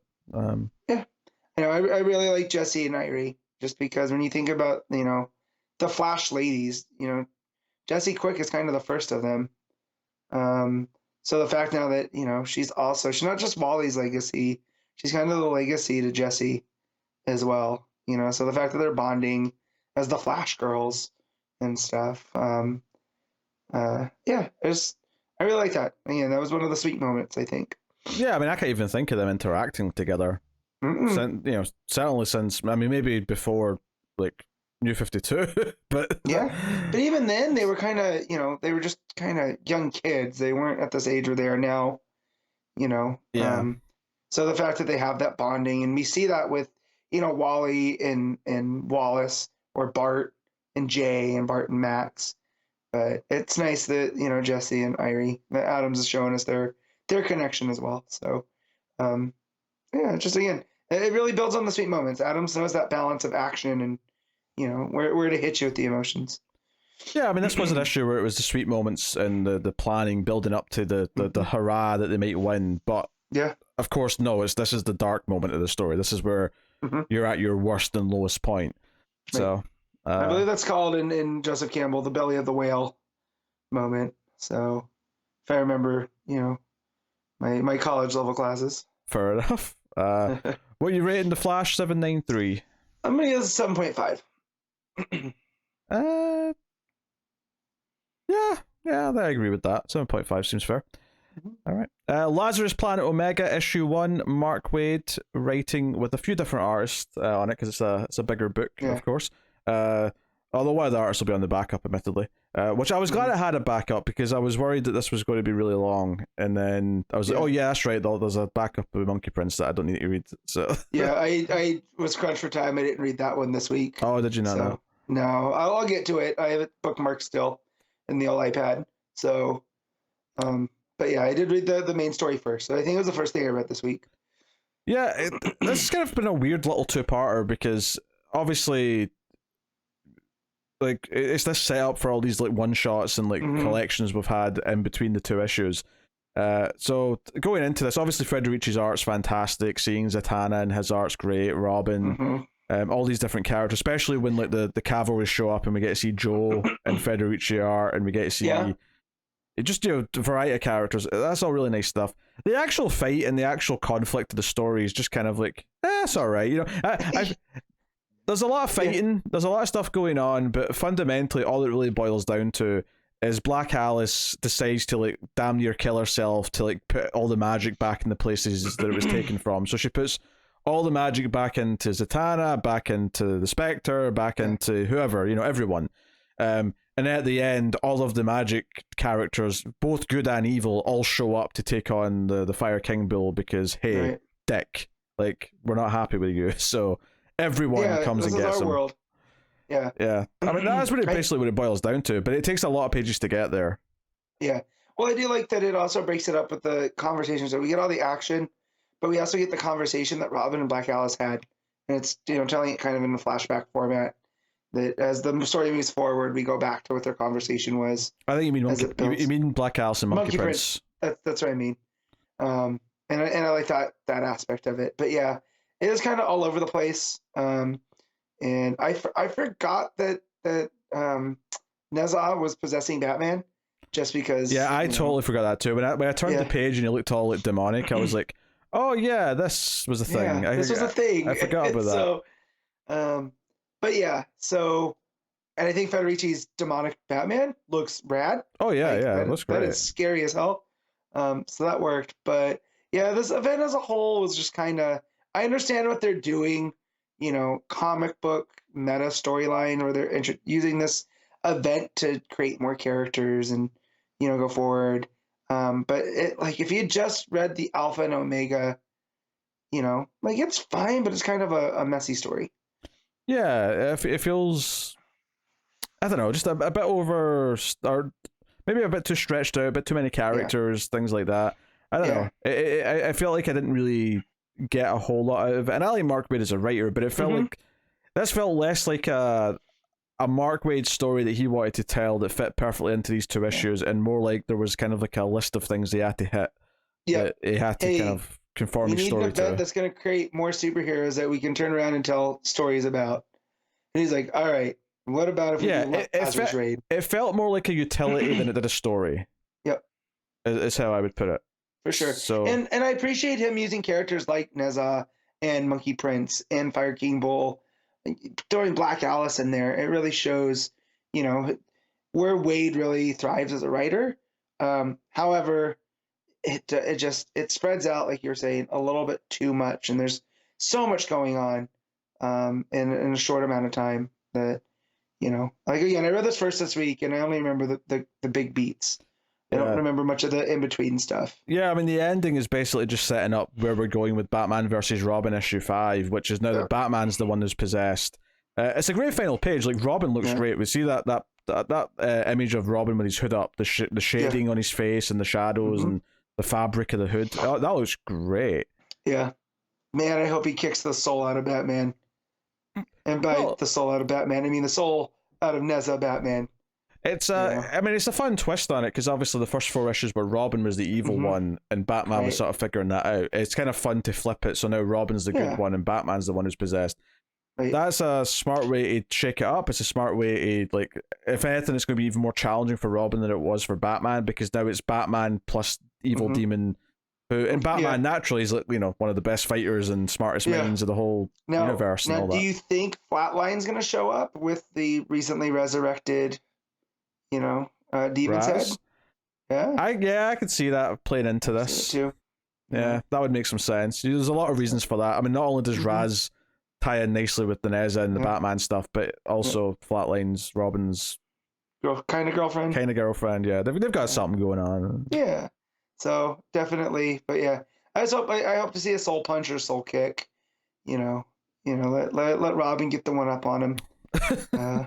So, you know, we had a whole issue of Batman taking out Robin. So let's have a issue of Robin taking out Batman. So, but yeah. Weird that this all started in Batman versus Robin, right? Like this whole Lazarus thing. Honestly, it kind of feels more like these two issues were just issues of Batman versus Robin with a lot of guest stars, and then we're getting back to the book proper afterwards. It's just that they wanted it to be this framing device for all these short stories, so they've done it like this. That makes sense. But hey, at least we get Federici art, right? Yeah, Federici art was great. Yeah. So, but no, that makes sense. I didn't think about that. This is just the next two issues of Batman versus Robin. And they're not bad by any means, but they're certainly weakened by all of the extra guest stars. So, like, you know, I definitely enjoyed issues 1 to 4 of Batman versus Robin more than these two, I think, I would say. For sure. And I look forward to issue 5. I want to see what Mark Waid's got up his sleeve. But this did feel a bit like, I don't know, it felt like they were molded into this thing for the purpose of what they want it to be rather than because it made sense for the story that was originally being told. So I told you I've been watching Always Sunny, and I finally saw the wild card, bitches. And so now I just thought of Waid going, yeah, Lazarus Rain, bitches. You know, that's what the wild card is. So, but yeah, no, it's good. But man, I'm curious to see what they do with all the characters they introduced in those. Hopefully there's some of them that last, and they're not just, you know. Well, we know some of them are getting books because we talked about that last week, and so. But I hope it just wasn't all for naught. I hope that just wasn't a, you know, making this whole thing just feel like a weird filler, you know, type thing. Hopefully we get something, because we talked about when they did that with Silencer and Sideways, and you know, that was all kind of. Do you even remember what that was called? The New Age of DC Heroes. That's right. And this is a little bit more restrained than that, but at least Silencer, I think, was more of a contained story that kind of ended. Whereas Sideways, was kind of left open so we could have more of him somewhere, and he's popped up in the background in a few things, but like that's about it. Yeah. So. Yeah.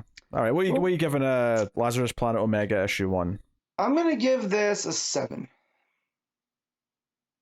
Yeah, that sounds about right. It's hard to get into the 6s with the Federici art. Yeah, Federici art, and there were still good moments in it that I liked. But certainly the 7's the ceiling, I think, for it, just because of what it is. It just feels a little bit too, for sure, too manufactured, I guess. All right, Batman Superman World's Finest issue 12, Mark Waid writing with Emanuela looking Lupacchino. You made me mess up again by interrupting me back. Come on. I was trying to help. I swear. You help nothing. Nothing. Emanuela Lupacchino is one of my favorite artists. So. Yes. So yeah, this is kind of a nice just palette cleanser. It was kind of nice in an issue or a week of big things happening in a lot of the books. This was just like here's a fun just sort of side issue about Dick and Kara going on a date when they're both like teenagers. And how it hints that they both messed things up. So bad, in fact, that Dick's designing the first Nightwing outfit because he wants to change his identity so that she won't know who he is anymore. It's quite funny to me. That is funny. This felt, I don't know if you ever read it, but when they relaunched Archie, the comics around when Riverdale was coming out. Oh yeah, I read a little bit of that, yeah. This felt like a Mark Waid Archie issue. Yeah, like I can see that. He had the teen dynamics down, like the stuff with the super awkwardness of the date, them showing up in costume and all that, and like not knowing how to react to each other. Like I felt like I was reading Archie, but like not this Riverdale version where, you know, everybody's something by now and we had sorcery and witchcraft and stuff, but like the old style Archie comics. And I think that with these two characters who we know so well, right, Dick and Kara, seeing the side of them where they just don't gel, I thoroughly liked. Well, I think this was kind of a fun thing to do because obviously Dick and Kara don't really have like a much of a like. I'm sure there's some old issues somewhere where they dated for a bit, but it's not really something we sort of think of as DC fans. We think of Dick with Babs, we think of Kara doing whatever else. So it kind of felt like if this is in continuity, it can't be something that leads to a big relationship. It has to be something that's more of a joke, short time span thing. Yeah, but they had referenced this, right, when they first show up in that first arc. You know, their date from hell, right? Yeah. That's what I mean, though. I think they have to like show that it was kind of a failed experiment for them. You know, there's this thing where, there's kind of an attraction. Maybe we should try this. And then fundamentally, no, it was the crash and burn completely. Where, like she talks about why she was attracted to him. She went down to save him when she first saw him, but then he saved himself with grapple hook, and you know. So we see that she tries to get dressed up for this date, but then when she's going to the restaurant, she sees that he's still in his Robin outfit, so she quickly changes into her Supergirl outfit. So that's kind of awkward. And then there's just a lot of banter back and forth about how they're both like he's kind of self-absorbed and talking about how great like it is being Robin. And she's trying to talk about other stuff. There's some comedy with like how the chef's been yelled at by the manager that they're serving Supergirl and Robin. This has to be the best food you've ever made, and the chef gets so mad that he quits because he thinks his food's perfect anyway. It's all just very light and fun comedy for the most part, with good art. You know, the expressions from Lupacchino's great. Obviously, Dan Mora's the regular artist. We love Dan Mora. But if you're going to give us a fill-in, Lupacchino's about as good as you can ask for. Especially with these two characters, too. You know? He has such a defined look. And I feel like Lupacchino draws, like, to me, like, not definitive in that way. Everyone should draw him that way. But she just gets, like, classic versions of them. You know? Like, her Starfire is one of my favorites. So her Wonder Woman always looks classic. So I think what I like about this issue is it captures this kind of awkwardness, specifically with the way that it feels like, even though I think we can always understand why a character's saying something, almost every time one of them says something to the other, it comes off badly to the other person. For example, Kara's telling a story and Dick says, "God, the food's taking forever," and she's like, she feels like insulted that, like, wait, why are you more concerned about that than what I'm saying? Right. And it's a miscommunication thing because Kara doesn't get hungry the way he does because she's not human. Right. But like she takes it as an offense. But even this idea that the food's taking a long time is almost like they're almost hoping the food's going to come and save them because then they can start eating and they don't have to keep making small talk. But the food keeps not happening. It's just not coming. This safety line that they're waiting for just isn't coming. And that feeling, that social anxiety feeling of like, this is awkward and we're waiting for that lifeline. I felt that the entire time. So I think the writing is really strong in capturing that, I think. Yeah, because we know there's no way out for them, right? Like, they can't just punch their way out of the food not arriving. Or Kara can't fly away from it and make them go rush. You know, they're at the mercy of other people, which I do like. You know, in fact, at the end of that same page, she ends up doing the same thing where she says, "Where is the food?" right after Dick said about his parents dying and Bruce taking him in, and you know, we see like both of them getting advice from Clark and Bruce later in the issue, and like, hey, maybe like you're just not suited. Maybe you know she has this different experience where her entire planet got destroyed. So maybe your parents dying isn't something she feels like she can just jump in about. That was the next thing I was going to bring up, is that where Bruce is like, you know, everyone that she's ever known, you know, is gone. And so, maybe that's not the touchstone that, you know, you want to bring up on a first date, you know. And then Kara's response to Superman, and I'm not going to butcher it, but it's this very well thought out, you know, take on why Dick is the way he is. And Superman looking at her going, "Wow, Kara, that was actually very mature."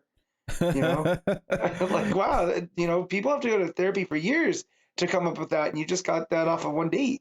Obviously there's the whole hijinks where there's like a truck full of bowling balls that spills outside because of a monkey, which was set up at the start. There's like this monkey that's ran away from a home and this guy's looking for his monkey.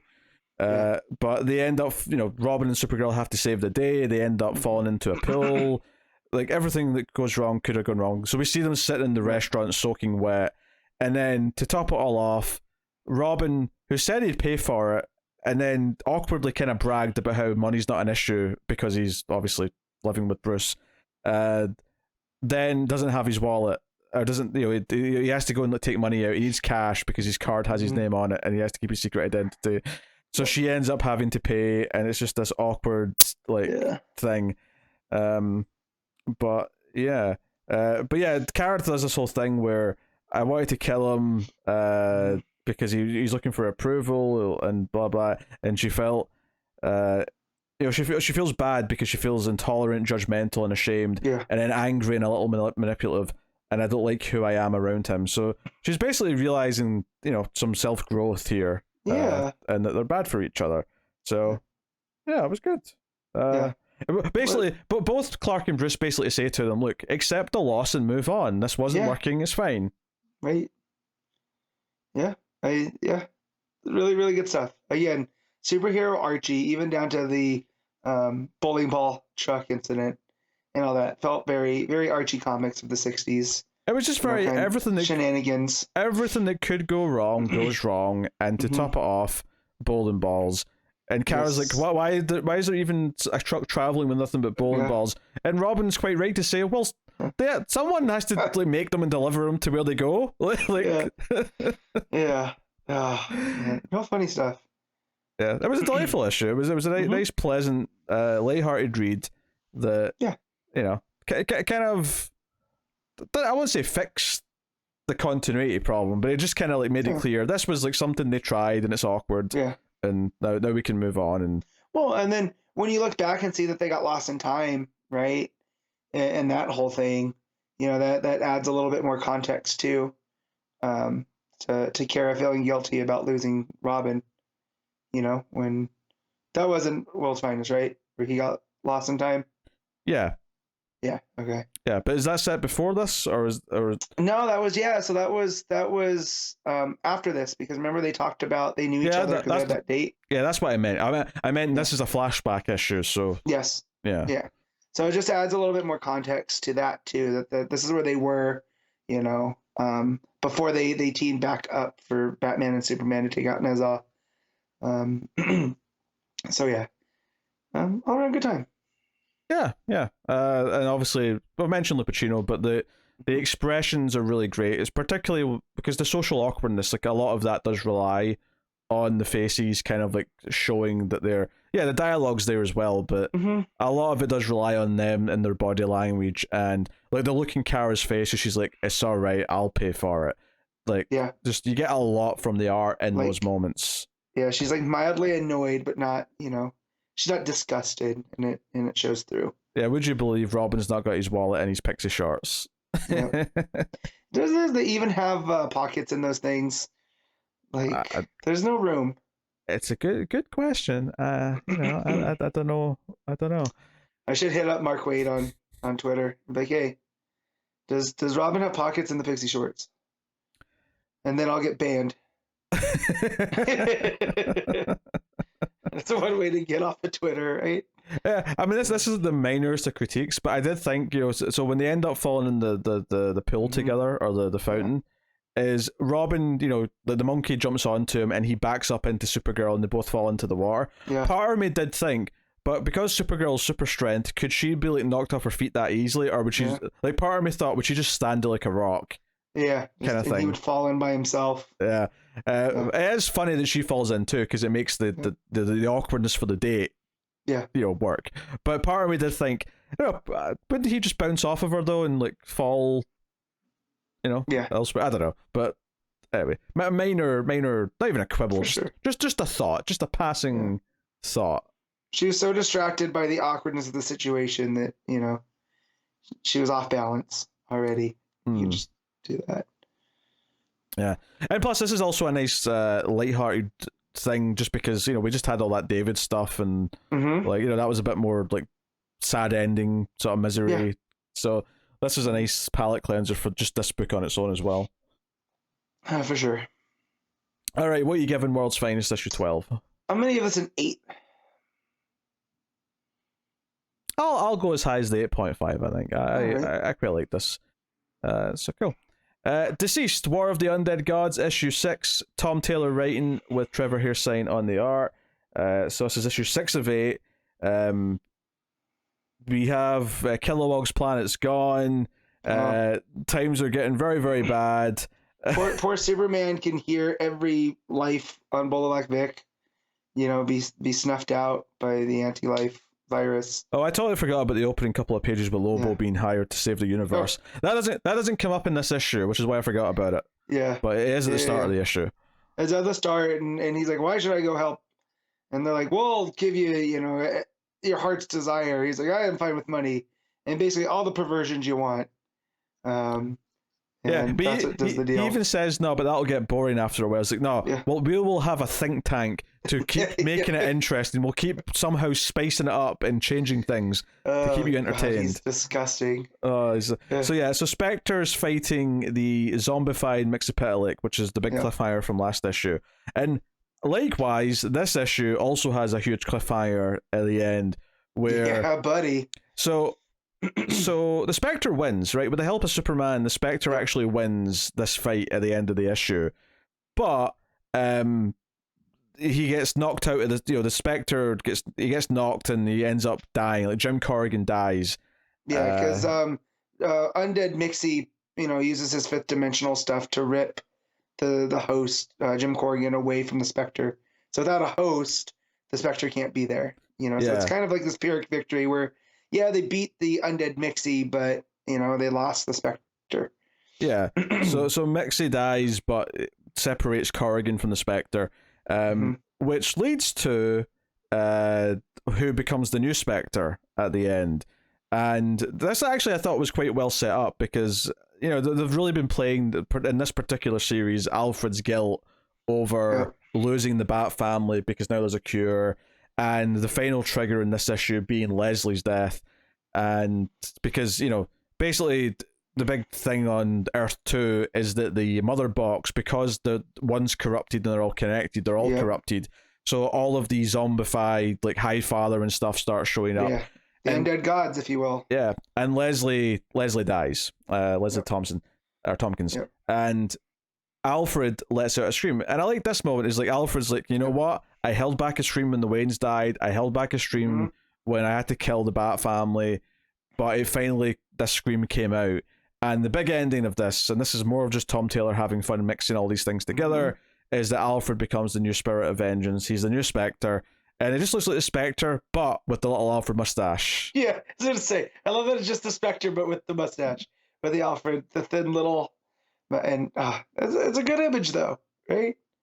It's a fun image, yeah. So that's their big cliffhanger. Yeah, but what leads it to that is it's one of the undead gods are just beating the utter piss out of Damien. Yes. And he feels helpless, right? He just lost Leslie, and now he can't do anything to save his last grandson. Well, now he can, but now he can, and that's that vengeance, that thirst for I should have done more, that's what brings it to him, and so I do like that, because it is his care that's feeding the vengeance. But yeah, other stuff we get in here again was Superman feeling all of the the lives that were lost on Kilowog's own planet, and them trying to figure out how can they disperse a galactic scale of the cure, right? Like there's kind of only so much they can do. So it makes me wonder what Tom Taylor has up his sleeve. I'm sure there's a solution that Taylor's got picked out for them to figure out for the end of this. I was thinking, because I enjoyed this issue, and every issue of this book I have enjoyed, and it's always had the fun thing, especially by the end, there's usually some fun twist in how it mashes two ideas together, or, in this case, it's Alfred becoming a Spectre or whatever. But certainly, I think this one in particular has felt less exciting than the previous ones, and I was wondering why that is, and I think part of the reason why it might be is that because we're not on Earth anymore, because the first few miniseries, especially on Killables, which is my favorite of the whole thing, it was like, okay, so we start off with all the DC characters on Earth, and we're sort of mixing and matching and doing these fun things where Canary becomes a Green Lantern, we're doing these things where other characters are becoming other roles, and we're seeing different combinations of characters team up that we'd never see normally in the DC universe. I think the reason why this one feels a little bit less special is that while we're still technically doing the zombie stuff, and we still have stuff like Alfred becoming Spectre, is that because we're doing all the space opera stuff, and we're like jumping around to like Apocalypse and Darkseid and New Gods and everything else. The whole concept of entropy and Erebos, you know. Yeah, no, the point I'm getting at though is that this feels a lot more normal compared to the other ones, because I think when we're jumping around space and we're going to these different New Gods and we're going to like just these different characters spread out all over the place, and we're talking to Mr. Miracle and Bard about using boom tubes, this feels more like just a normal DC event. It isn't, because the zombies thing's still there, but it doesn't feel as special to jump around all the characters in the same way, because it feels more like a normal DC event versus the original DCeased, which felt different because like all these characters were dying. But we're kind of at this point now where some of them might be able to be brought back, and I don't know. Like I was having this thought as I was reading this particular issue that this Unkillable, or the not Unkillable, sorry, the Undead Gods miniseries specifically, at this point it doesn't feel as special anymore. It doesn't feel bad. I'm still enjoying it, but it's not as like monumental as those early minis were. Do you think too that also having stuff? I haven't read stuff like Vampires, DC versus Vampires. And then it's diluted it a little bit. Yeah, and then the fantasy one, who I'm drawing a blank on right now. Dark Knights of Steel, but also Jurassic League, also DC Mech. Yeah, it's maybe this was special when it started, but now they've tried to do it with like tons of different versions. Yeah, you know, and again, nothing wrong with this, but I was kind of, not that I was bored, but when I was reading through this week, I was kind of, all right, next page, and then it hooked me back again. But there's a lot of good stuff in there too, like Scott and Barda talking about they have to go to New Genesis because that's where their son is, and they're willing to go fight this virus again to bring their son. So there's some good like story beats in there. Oh, for sure. Like I don't want to. I don't even want to be that negative on it. It was just compared to the earlier books that it felt a bit more focused. This just kind of feels like it's just more of a normal DC event. It just happens to be these characters that are still alive that are the main characters. Yeah. Well, and it felt too like there's an end game, in this, that, with like Unkillables, right? There's so many moments in there where it was like Taylor going, yeah, why can't I do this? The Tree Shrimp team, with Grundy and Deadshot and stuff, and Cass. And then the Mary Marvel reveal, like there are these big moments that had this unlimited potential. And here we kind of know, like, all right, we kind of know what this is. And we know that, you would think that it's kind of end with a cure because that's why they introduced it. But yeah, no, again, nothing bad. I think the art too is a little bit, I feel like it's wonkier, but I don't know if that's just a stylistic choice by Hairsine here. Like the Spectre and Mixie stuff. I mean, I've always thought Hairsine's just okay. Like, I thought the Unkillables book had better art anyway. Yeah. On top of that'd be my favorite part of the story. But I know, there was a thought I was having why this one doesn't feel as much of like an exciting event as the first couple did. And I think it's just because because of where it's went, it feels more like a conventional just space opera DC story versus those early stories where it felt like it was like breaking everything in the universe. It's still in a little bit of it here or there, but it feels a lot more normal by comparison, and I think that's partly why it feels a little bit less exciting. But still solid, still easy to read. Characterizations are still really strong. Like, it's still a good time. It's just not as special as it once was. All right, what are you giving War of the Undead Gods issue 6? I'm gonna give this a 7.5. Yeah, I'm happy to give it a 7. It's still good, but it's not as special as it once was. All right, GCPD, The Blue Wall, issue 5, John Ridley writing with Stefano, Raffaele on the art. So I think you actually missed the last episode that this was on. No, I don't think so. I heard you and Connor talking about one. Okay, you were here. Okay, I knew Connor was here, so I assumed you weren't. But yeah, Connor was here. So yeah, the big end of the last issue was Ortega, the cop, became an extremist and murdered Montoya's brother and his fiancée, her future sister-in-law. So this issue is very focused. It's very much about the aftermath of this, and he's effectively left a manifesto, and they know it's him. They suspect that he's the one who did this, and it's Montoya kind of dealing with the like the guilt and like could she have listened to him more? Because there's a great moment where I don't know the other cop's name, but it's like the cop who does the press conference for this comes in and talks to her, and he's a black man, and Montoya's like, did we do this? Like, why didn't we change anything? Like, the whole point of us like coming up through the system was that we would make it better for the next generation of cops, and that we would improve the system. And it feels like we've just become one of the old white boys, like we had to put up with back in the day. So she's sort of really wrestling with that. And Ortega's father hates cops, so he's like defending him staunchly anyway. And we see the reaction of his two friends who are like, "Do you believe he's done this? Like, how do we look at this? How do we feel about this?" And it almost feels like at least one of them's kind of like, "Oh, I don't know if I even like necessarily blame him," and or whatever. But there's a big moment towards the end of the issue where Ortega comes to talk to him, and ultimately he has to like call the police, and like it's this emotional beat for him because he like wants to trust Ortega, but Ortega's like got a gun pointed at him, even though he's saying he won't hurt him.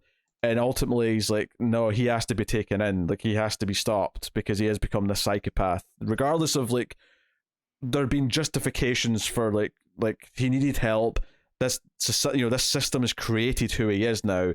And that's probably the big thing in the issue, as well as other Montoya, is that the guys who are harassing Ortega and making the racist jokes and like set up that racist party for him, like the psychologist in this force that comes to talk to them and says, like, so do you admit that you were harassing him? And he's like, we hazed him a bit, like we do everyone, but this is not our fault. That someone like him doesn't belong in the force. Well, what do you mean? Do you mean someone who's unstable, or do you mean someone who's of his like racial,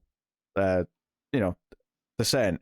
And basically they react the way you think. They don't accept their responsibility. They see him as a nut job and all the rest of it. And it's actually this group of racist cops that end up being his next victims. They're out, joking about it on the street later in the issue, and just like an execution style, the bullets come in and kill them, and Ortega straight up assassinates them, and it's like his next thing in the manifesto.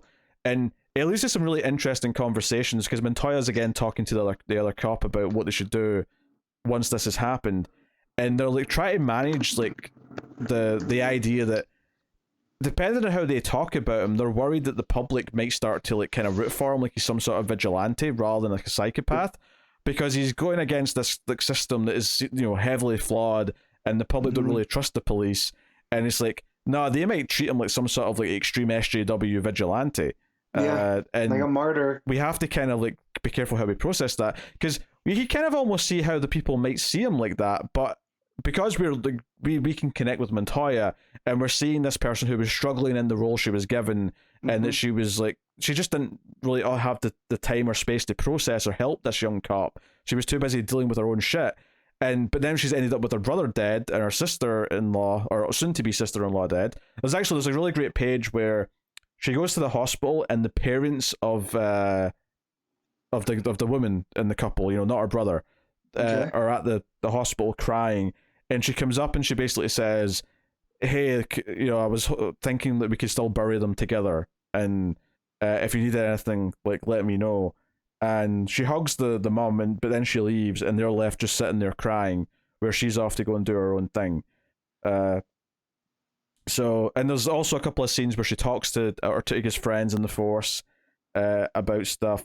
And again, that makes her question kind of like her own culpability in this, and like creating who this guy is, and that he's turned into an extremist. So, the officer Park talks about how he felt bad about the way that Park was treated when she was like treated as this hero, and then it came out she was lying and kind of faking it. This idea that there's this pressure for her to represent her entire race, and that's something that Ortega also felt, and it's something that obviously Montoya like understands from being in the system. And she tries to get rid of the dog. So last issue, her brother gave her a dog as a present, and she tried to give the dog up to a kennel or whatever, but decides to take it home again when she's told that if they don't find a new owner for it in 6 weeks, they'll have to put it down. So she takes it back home, and she's like crying her eyes out and being like, I can't do this. Why did you give me a goddamn dog? So It's a really miserable issue. If this sounds no kidding. if this sounds miserable, it's because it is miserable, and Montoya is struggling, and she doesn't know how to deal with this. And it comes to this really big moment towards the end where she goes to a bar, and she asks for a drink, and the bartender's like, "You told me not to give you one," and she insists, and she stares at the drink, and that's when Two-Face shows up. And oh no! Of course, earlier on she was obsessed with Two-Face. She was having him followed. All these things, and Two-Face shows up and says, "Say the word and he's dead." And she's like, "What?" It's like, "Look, I need to make up for what I did to you. I'm trying to be better. So you say the word and this guy's dead. Ortega's dead for killing your brother, and I'll take it to my grave. No one will ever know. I'll kill him for you." And she says no, obviously. But it's this kind of interesting thing where he's making this offer, and she's like, "No, I can't let you do it, Harvey. If you're really reformed, if you're really good now, then you can't throw that away." But she says this right before she takes this drink. The issue ends with her taking this shot of booze, and walking off. No. So it's this really sad ending, and it's this thing where the system's broken all these people, and it's so much of it. There's no one person at fault. Obviously, you've got these awful people who are harassing the guy. That's a problem. You've got Renee, who should maybe try and help out and reach the younger officers, but even they're like, no, this is just part of what you go through when you're coming up through the system, is you have to put up with a certain amount of harassment. It's really examining how much this kind of belief that this is just the status quo and there's nothing we can do about it is affecting everyone. So this has been a fascinating little book to read. That's really kind of, really, really poking at Montoya as a character, and this idea that, I think even as a reader, you're a little bit guilty of expecting Montoya to be better to these younger officers because she's, she's a person of color who's come up through the system and has got to the point where she's the one in charge. But it's kind of like what the other characters were saying here, is that you feel this pressure to be a representative for your entire race. It's not really fair to put that on Montoya, that because she is a Hispanic woman in this role, that she's suddenly going to be this person who changes everything and completely fixes it all, because that's too much pressure to put on one person. You expect that she'll be a force for change, that she'll be a force for good, naturally, but you can't do that's a lot of pressure to put on someone. So you see what that pressure is doing to her and how she's struggling with that pressure constantly to be the commissioner and to be all these things. It's a really interesting, very layered look, and this book has been very good. It's been one of the best things on the weeks that it's been coming out since it started, and this extra element of Two-Face being the one who offers her something, even though it's in his own weird, villainous way of I'll kill him for you, that's not what she needs, but that's what he thinks she needs, and he wants to do it for her, is a really fascinating thing. She also threatens to make his left side look like his right side, which I thought was a really interesting threat. But good stuff. And like I said, the scene where Ortega goes to his friend, the guy who was the parole officer, and points a gun at him and says, "I'm not going to hurt you," but he keeps pointing the gun at him, and because of how he looks at him, he ends up running away, and he has to phone the police, but he feels really bad about doing it. It shows you how conflicted even his friends are about where they stand on what he's been doing. So yeah, it is, it's a very miserable shades of grey, but very kind of honest look at how all these characters are making mistakes, and why they're making mistakes, why they feel forced into certain things. Ortega is very much a product of the world around him, and it's sort of examining how and why, and it's just interesting stuff. So very good, and the art has been very consistent throughout, and it nails a lot of the drama, which it kind of has to, because it very much is that book. It's not an action book, it is a book with conversations. It's a book with tense moments. It's a book where you have to, just seeing the racist cops laugh and joke about it, and seeing the reaction is important. Or even seeing the way the dog looks up at Renee when Renee's feeling guilty about trying to give the dog up. Just simple little things like that where it kind of has to nail those beats, and it does very well. And it does have some interesting layouts. So, that scene at the hospital where Renee sees the parents of the sister-in-law is very good. It's just all these vertical panels. They never change. It's just her walking in, hugging one of them, talking to them, and then walking out. So the page ends and starts with almost the exact same panel, just with her flipped around, basically. So no, really smart storytelling. Very good. Definitely my favorite thing that I've read from John Ridley. So probably a nice clean 9 out of 10 for this issue. It's good. Very good. I clicked on the Comic Geeks and I was looking at, some of the stuff in the book, and one of the reviews from a user was Gotham messed Renee up so much that Two-Face is like, you need a hug. So, and of course Two-Face's version of a hug is, I'll kill the SOB. But yeah. No, I mean, I've liked this since issue 1, but I think these last 2 issues have really this is kind of a special story. Like, if this sticks to landing, because there's only 1 issue left now, so if this sticks to landing, this will be a really special thing. And I would hope that Ridley gets to do maybe another miniseries or something that kind of follows it up. Yeah, I remember him seeing something online about him trying to spin this into New Gotham Central. Not calling it that, of course, but even if it is these, miniseries versions of it. Yeah. If he just keeps getting more minis like this that can keep following up, that'd be great. Because this has been very good. So yeah, definitely gonna check this out when it's out in trade. Yeah, because it seems you got me at Two-Face, especially in this issue. Offering his services. So so there you go. But that'll wrap up the books we're talking about. So that'll take us out of the part of the show where we pick our favorite stuff for the week, favorite panel / moment, favorite cover, favorite art, and our top 5 books. And we had 8 books this week, so plenty to pick from.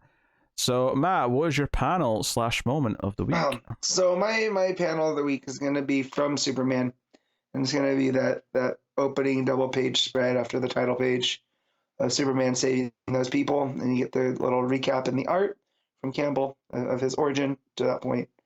It's really good stuff. Colors, all of that other. Yeah. What's my moment of the week? That's a good question. I am going to go. I'm going to go with the 2-page spread in One Bad Day with Batman and Clayface staring each other down in the rain. It's just a really good big image. It was a nice sort of big payoff that we've been building up to. For sure. It showed a lot of restraint. Like, Batman or Bruce Wayne's not even mentioned for the first 2/3 or so of the book. Mm-hmm. So it's a really nice kind of build to it. I'll go with that. All right. Cover of the week. Matt, you got any covers? Yeah, there's a lot this week. I've not had a chance to look because I read all the books this week. So normally I look at the covers when there's a book I've not read. So while you are talking about it, I'll look at covers. I've not done that this week. Yeah. So Nightwing has a bunch. The main cover by Redondo is really nice. There's a Travis Moore one of Nightwing and the Titans. That's nice. There's also a Campbell cover as well. Yeah. DCeased has some unique looking ones. Superman has some of my favorites. So there's one of Lex in the jail cell with Superman's shadow over him. There's another Jimenez one of it's Lois and Clark, but she's revealing the S on him in a playful way. I like that one a lot. I think World's Finest had some. There's a Sweeney Boo one that looks kind of, I don't want to say manga-ish, but there's some manga vibes to it. But it's the stuff that I don't mind. But yeah, so for me, it's going to be the Nightwing Travis Moore cover. It just edges out some of the Superman ones for me. It feels like it has that classic Titans feel to it, and yeah. Do you need to vamp more? Mm-hmm. Yeah. Okay. We could also talk about the Clayface covers. There's the Brian Bolin one, which is... That's probably my favorite. Well, I don't know. The regular one's really good, actually. I don't know if it's my favorite. The regular one's pretty good. It's got Clayface playing with Batman and Clay. But yeah, the Brian Bolin one is super creepy, which kind of fits. There's also one that looks like a movie poster, which I like, on there. So, what else? What other books are we talking about? Lazarus Planet. Those ones, there's a lot of variants for that one, including some of the, last year they did like the monkey prints in the red envelope. There's another one here. There's a Jen Bartel Dreamer cover that looks pretty cool. Yeah, I think I'm probably just gonna go with the regular Nightwing. It's really clean, and because all the Titans are different colors, they kind of pop off the white background. They popped really well. I also like the regular One Bad Day cover, and I like a couple of the Superman covers and stuff. But I think that's what I'm going to pick because there's a lot to look through. Regular Flash cover is pretty solid as well, actually. Yeah. So cool. All right, what is your art of the week? My art of the week. So in a week we had Travis Moore on Nightwing, Jamal Campbell on Superman, Lupacchino on World's Finest, Xermanico on Clayface. There's all artists that I really, really, really like. So it was a tough decision. Mm-hmm. And the more that we talked about this book, the more it made me realize how much I love the art. And that's going to be One Bad Day Clayface. Xermanico is really top notch. Yeah, that is fair. In a week with you say Campbell and Superman, Federici and Lazarus Planet, Lupacchino and World's Finest. What held off me from Federici on Lazarus Planet, it's not just him. Yeah, there's a little bit of back. Yeah, I agree. That's probably why it doesn't win for me as well. Yep. I will say, even Travis Moore and Nightwing was really good. Yeah. That said, I'm probably going to go with Xermanico, but Lupacchino is that's almost. I left Lupacchino to you. I figured how much you're talking about. It was almost expressions. It's almost there. Like it's like just it's nipping on the heels, but I think Xermanico probably still takes it for me anyway. Yeah. All right, top 5 books, Matt, of the week. Go. All right, so number 1's gonna be Superman. 2 is gonna be Batman One Bad Day Clayface. 3 is Nightwing. 4 is Batman Superman World's Finest, and 5 is Flash. All right, number 1 for me is GCPD The Blue Wall. Number 2 is Batman One Bad Day. Number 3 is World's Finest. Number 4 is Superman, and number 5 I think is Nightwing. Yeah, I guess Nightwing. Yeah, so you didn't say Nightwing yet. Yeah, Nightwing. Yeah. Well, maybe Nightwing's 4, Superman's 5, but it's around that. It's kind of around there. It's a good week though. Like there's solid. Yeah, nothing really. Like Lazarus Planet Omega was probably the weakest thing I read. Mm-hmm. So, certainly not a bad week by any means. So I will now tell you what's coming in next week from DC Comics. So, look forward to. Wait, is that right? What's next week's date? The first. It's the first. Or 28th, technically, for DC, but yeah. Yeah. So next week we have Detective Comics 1069. We have Action Comics 1052. We have Batman vs. Robin issue 5. We have The Human Target issue 12. Oh, baby. We got Harley Quinn 27. We got The Riddler Year 1 issue 3. Tim Drake Robin issue 6. Stargirl The Lost Children issue 4. Punchline The Gotham Game issue 5. Sergeant Rock versus the Army of the Dead issue 6. Batman Gotham Knights Gilded City issue 5, Blue Beetle Graduation Day issue 4, The Sandman Universe Dead Boy Detectives issue 3, Batman The Audio Adventures issue 5, Shazam Fury of the Gods Special Shazamly Matters issue 1. That's just your big 100-page one shot, and it's actually got all the cast of co-written the stories on it. Yeah. And then we got DC Ruby issue 1. So there's a lot of weird tie-in books and stuff next week. Yeah. But some notable big things. Detective Action, Human Target. Yeah. So some good stuff. I'll no doubt be doing at least one Patreon book next week as well. So look forward to that. So that's what's coming next week. I will take this time to thank our Patreon producers. So thank you very much to Tyler Hess, Cindy Palacios, David Sharp, Bornow, Christopher Moy, David Brown, and Al Treisman. You can, of course, support the show and keep all the content coming by going over to patreon.com/MailFuzzTV and supporting us. You get this show early at the $5 tier and up, whenever it's ready on the Saturday night versus the Sunday release time. If you're in the UK, it is quite late on a Saturday night, but you'll have it there for Sunday morning at the very least. So if you're interested, go and have a look, and you can do that. But of course, you can like and subscribe and ding the bell on YouTube, and you can get all the old reviews and playlists. They're not quite all done yet, but they're getting very close to being finished, which is all the old episodes, and all the new episodes have this happen as well, where they're cut up, and if you want to just look at the Batman playlist, and you get all the reviews of the Batman issues, you can do that, so on, so on. That's on the Comics From The Multiverse YouTube. Of course, you can also just rate us on your podcast app. If you're on iTunes or whatever, get the 5 stars and give us a review. That helps us out a bunch. But that is it. That is all the ways you can help us. So thank you very much for joining us. We do appreciate it. I know Carter's not been on a lot of episodes recently anyway, but he's definitely not going to be on the next one because he's got no internet. Who? Yeah, good. Very good.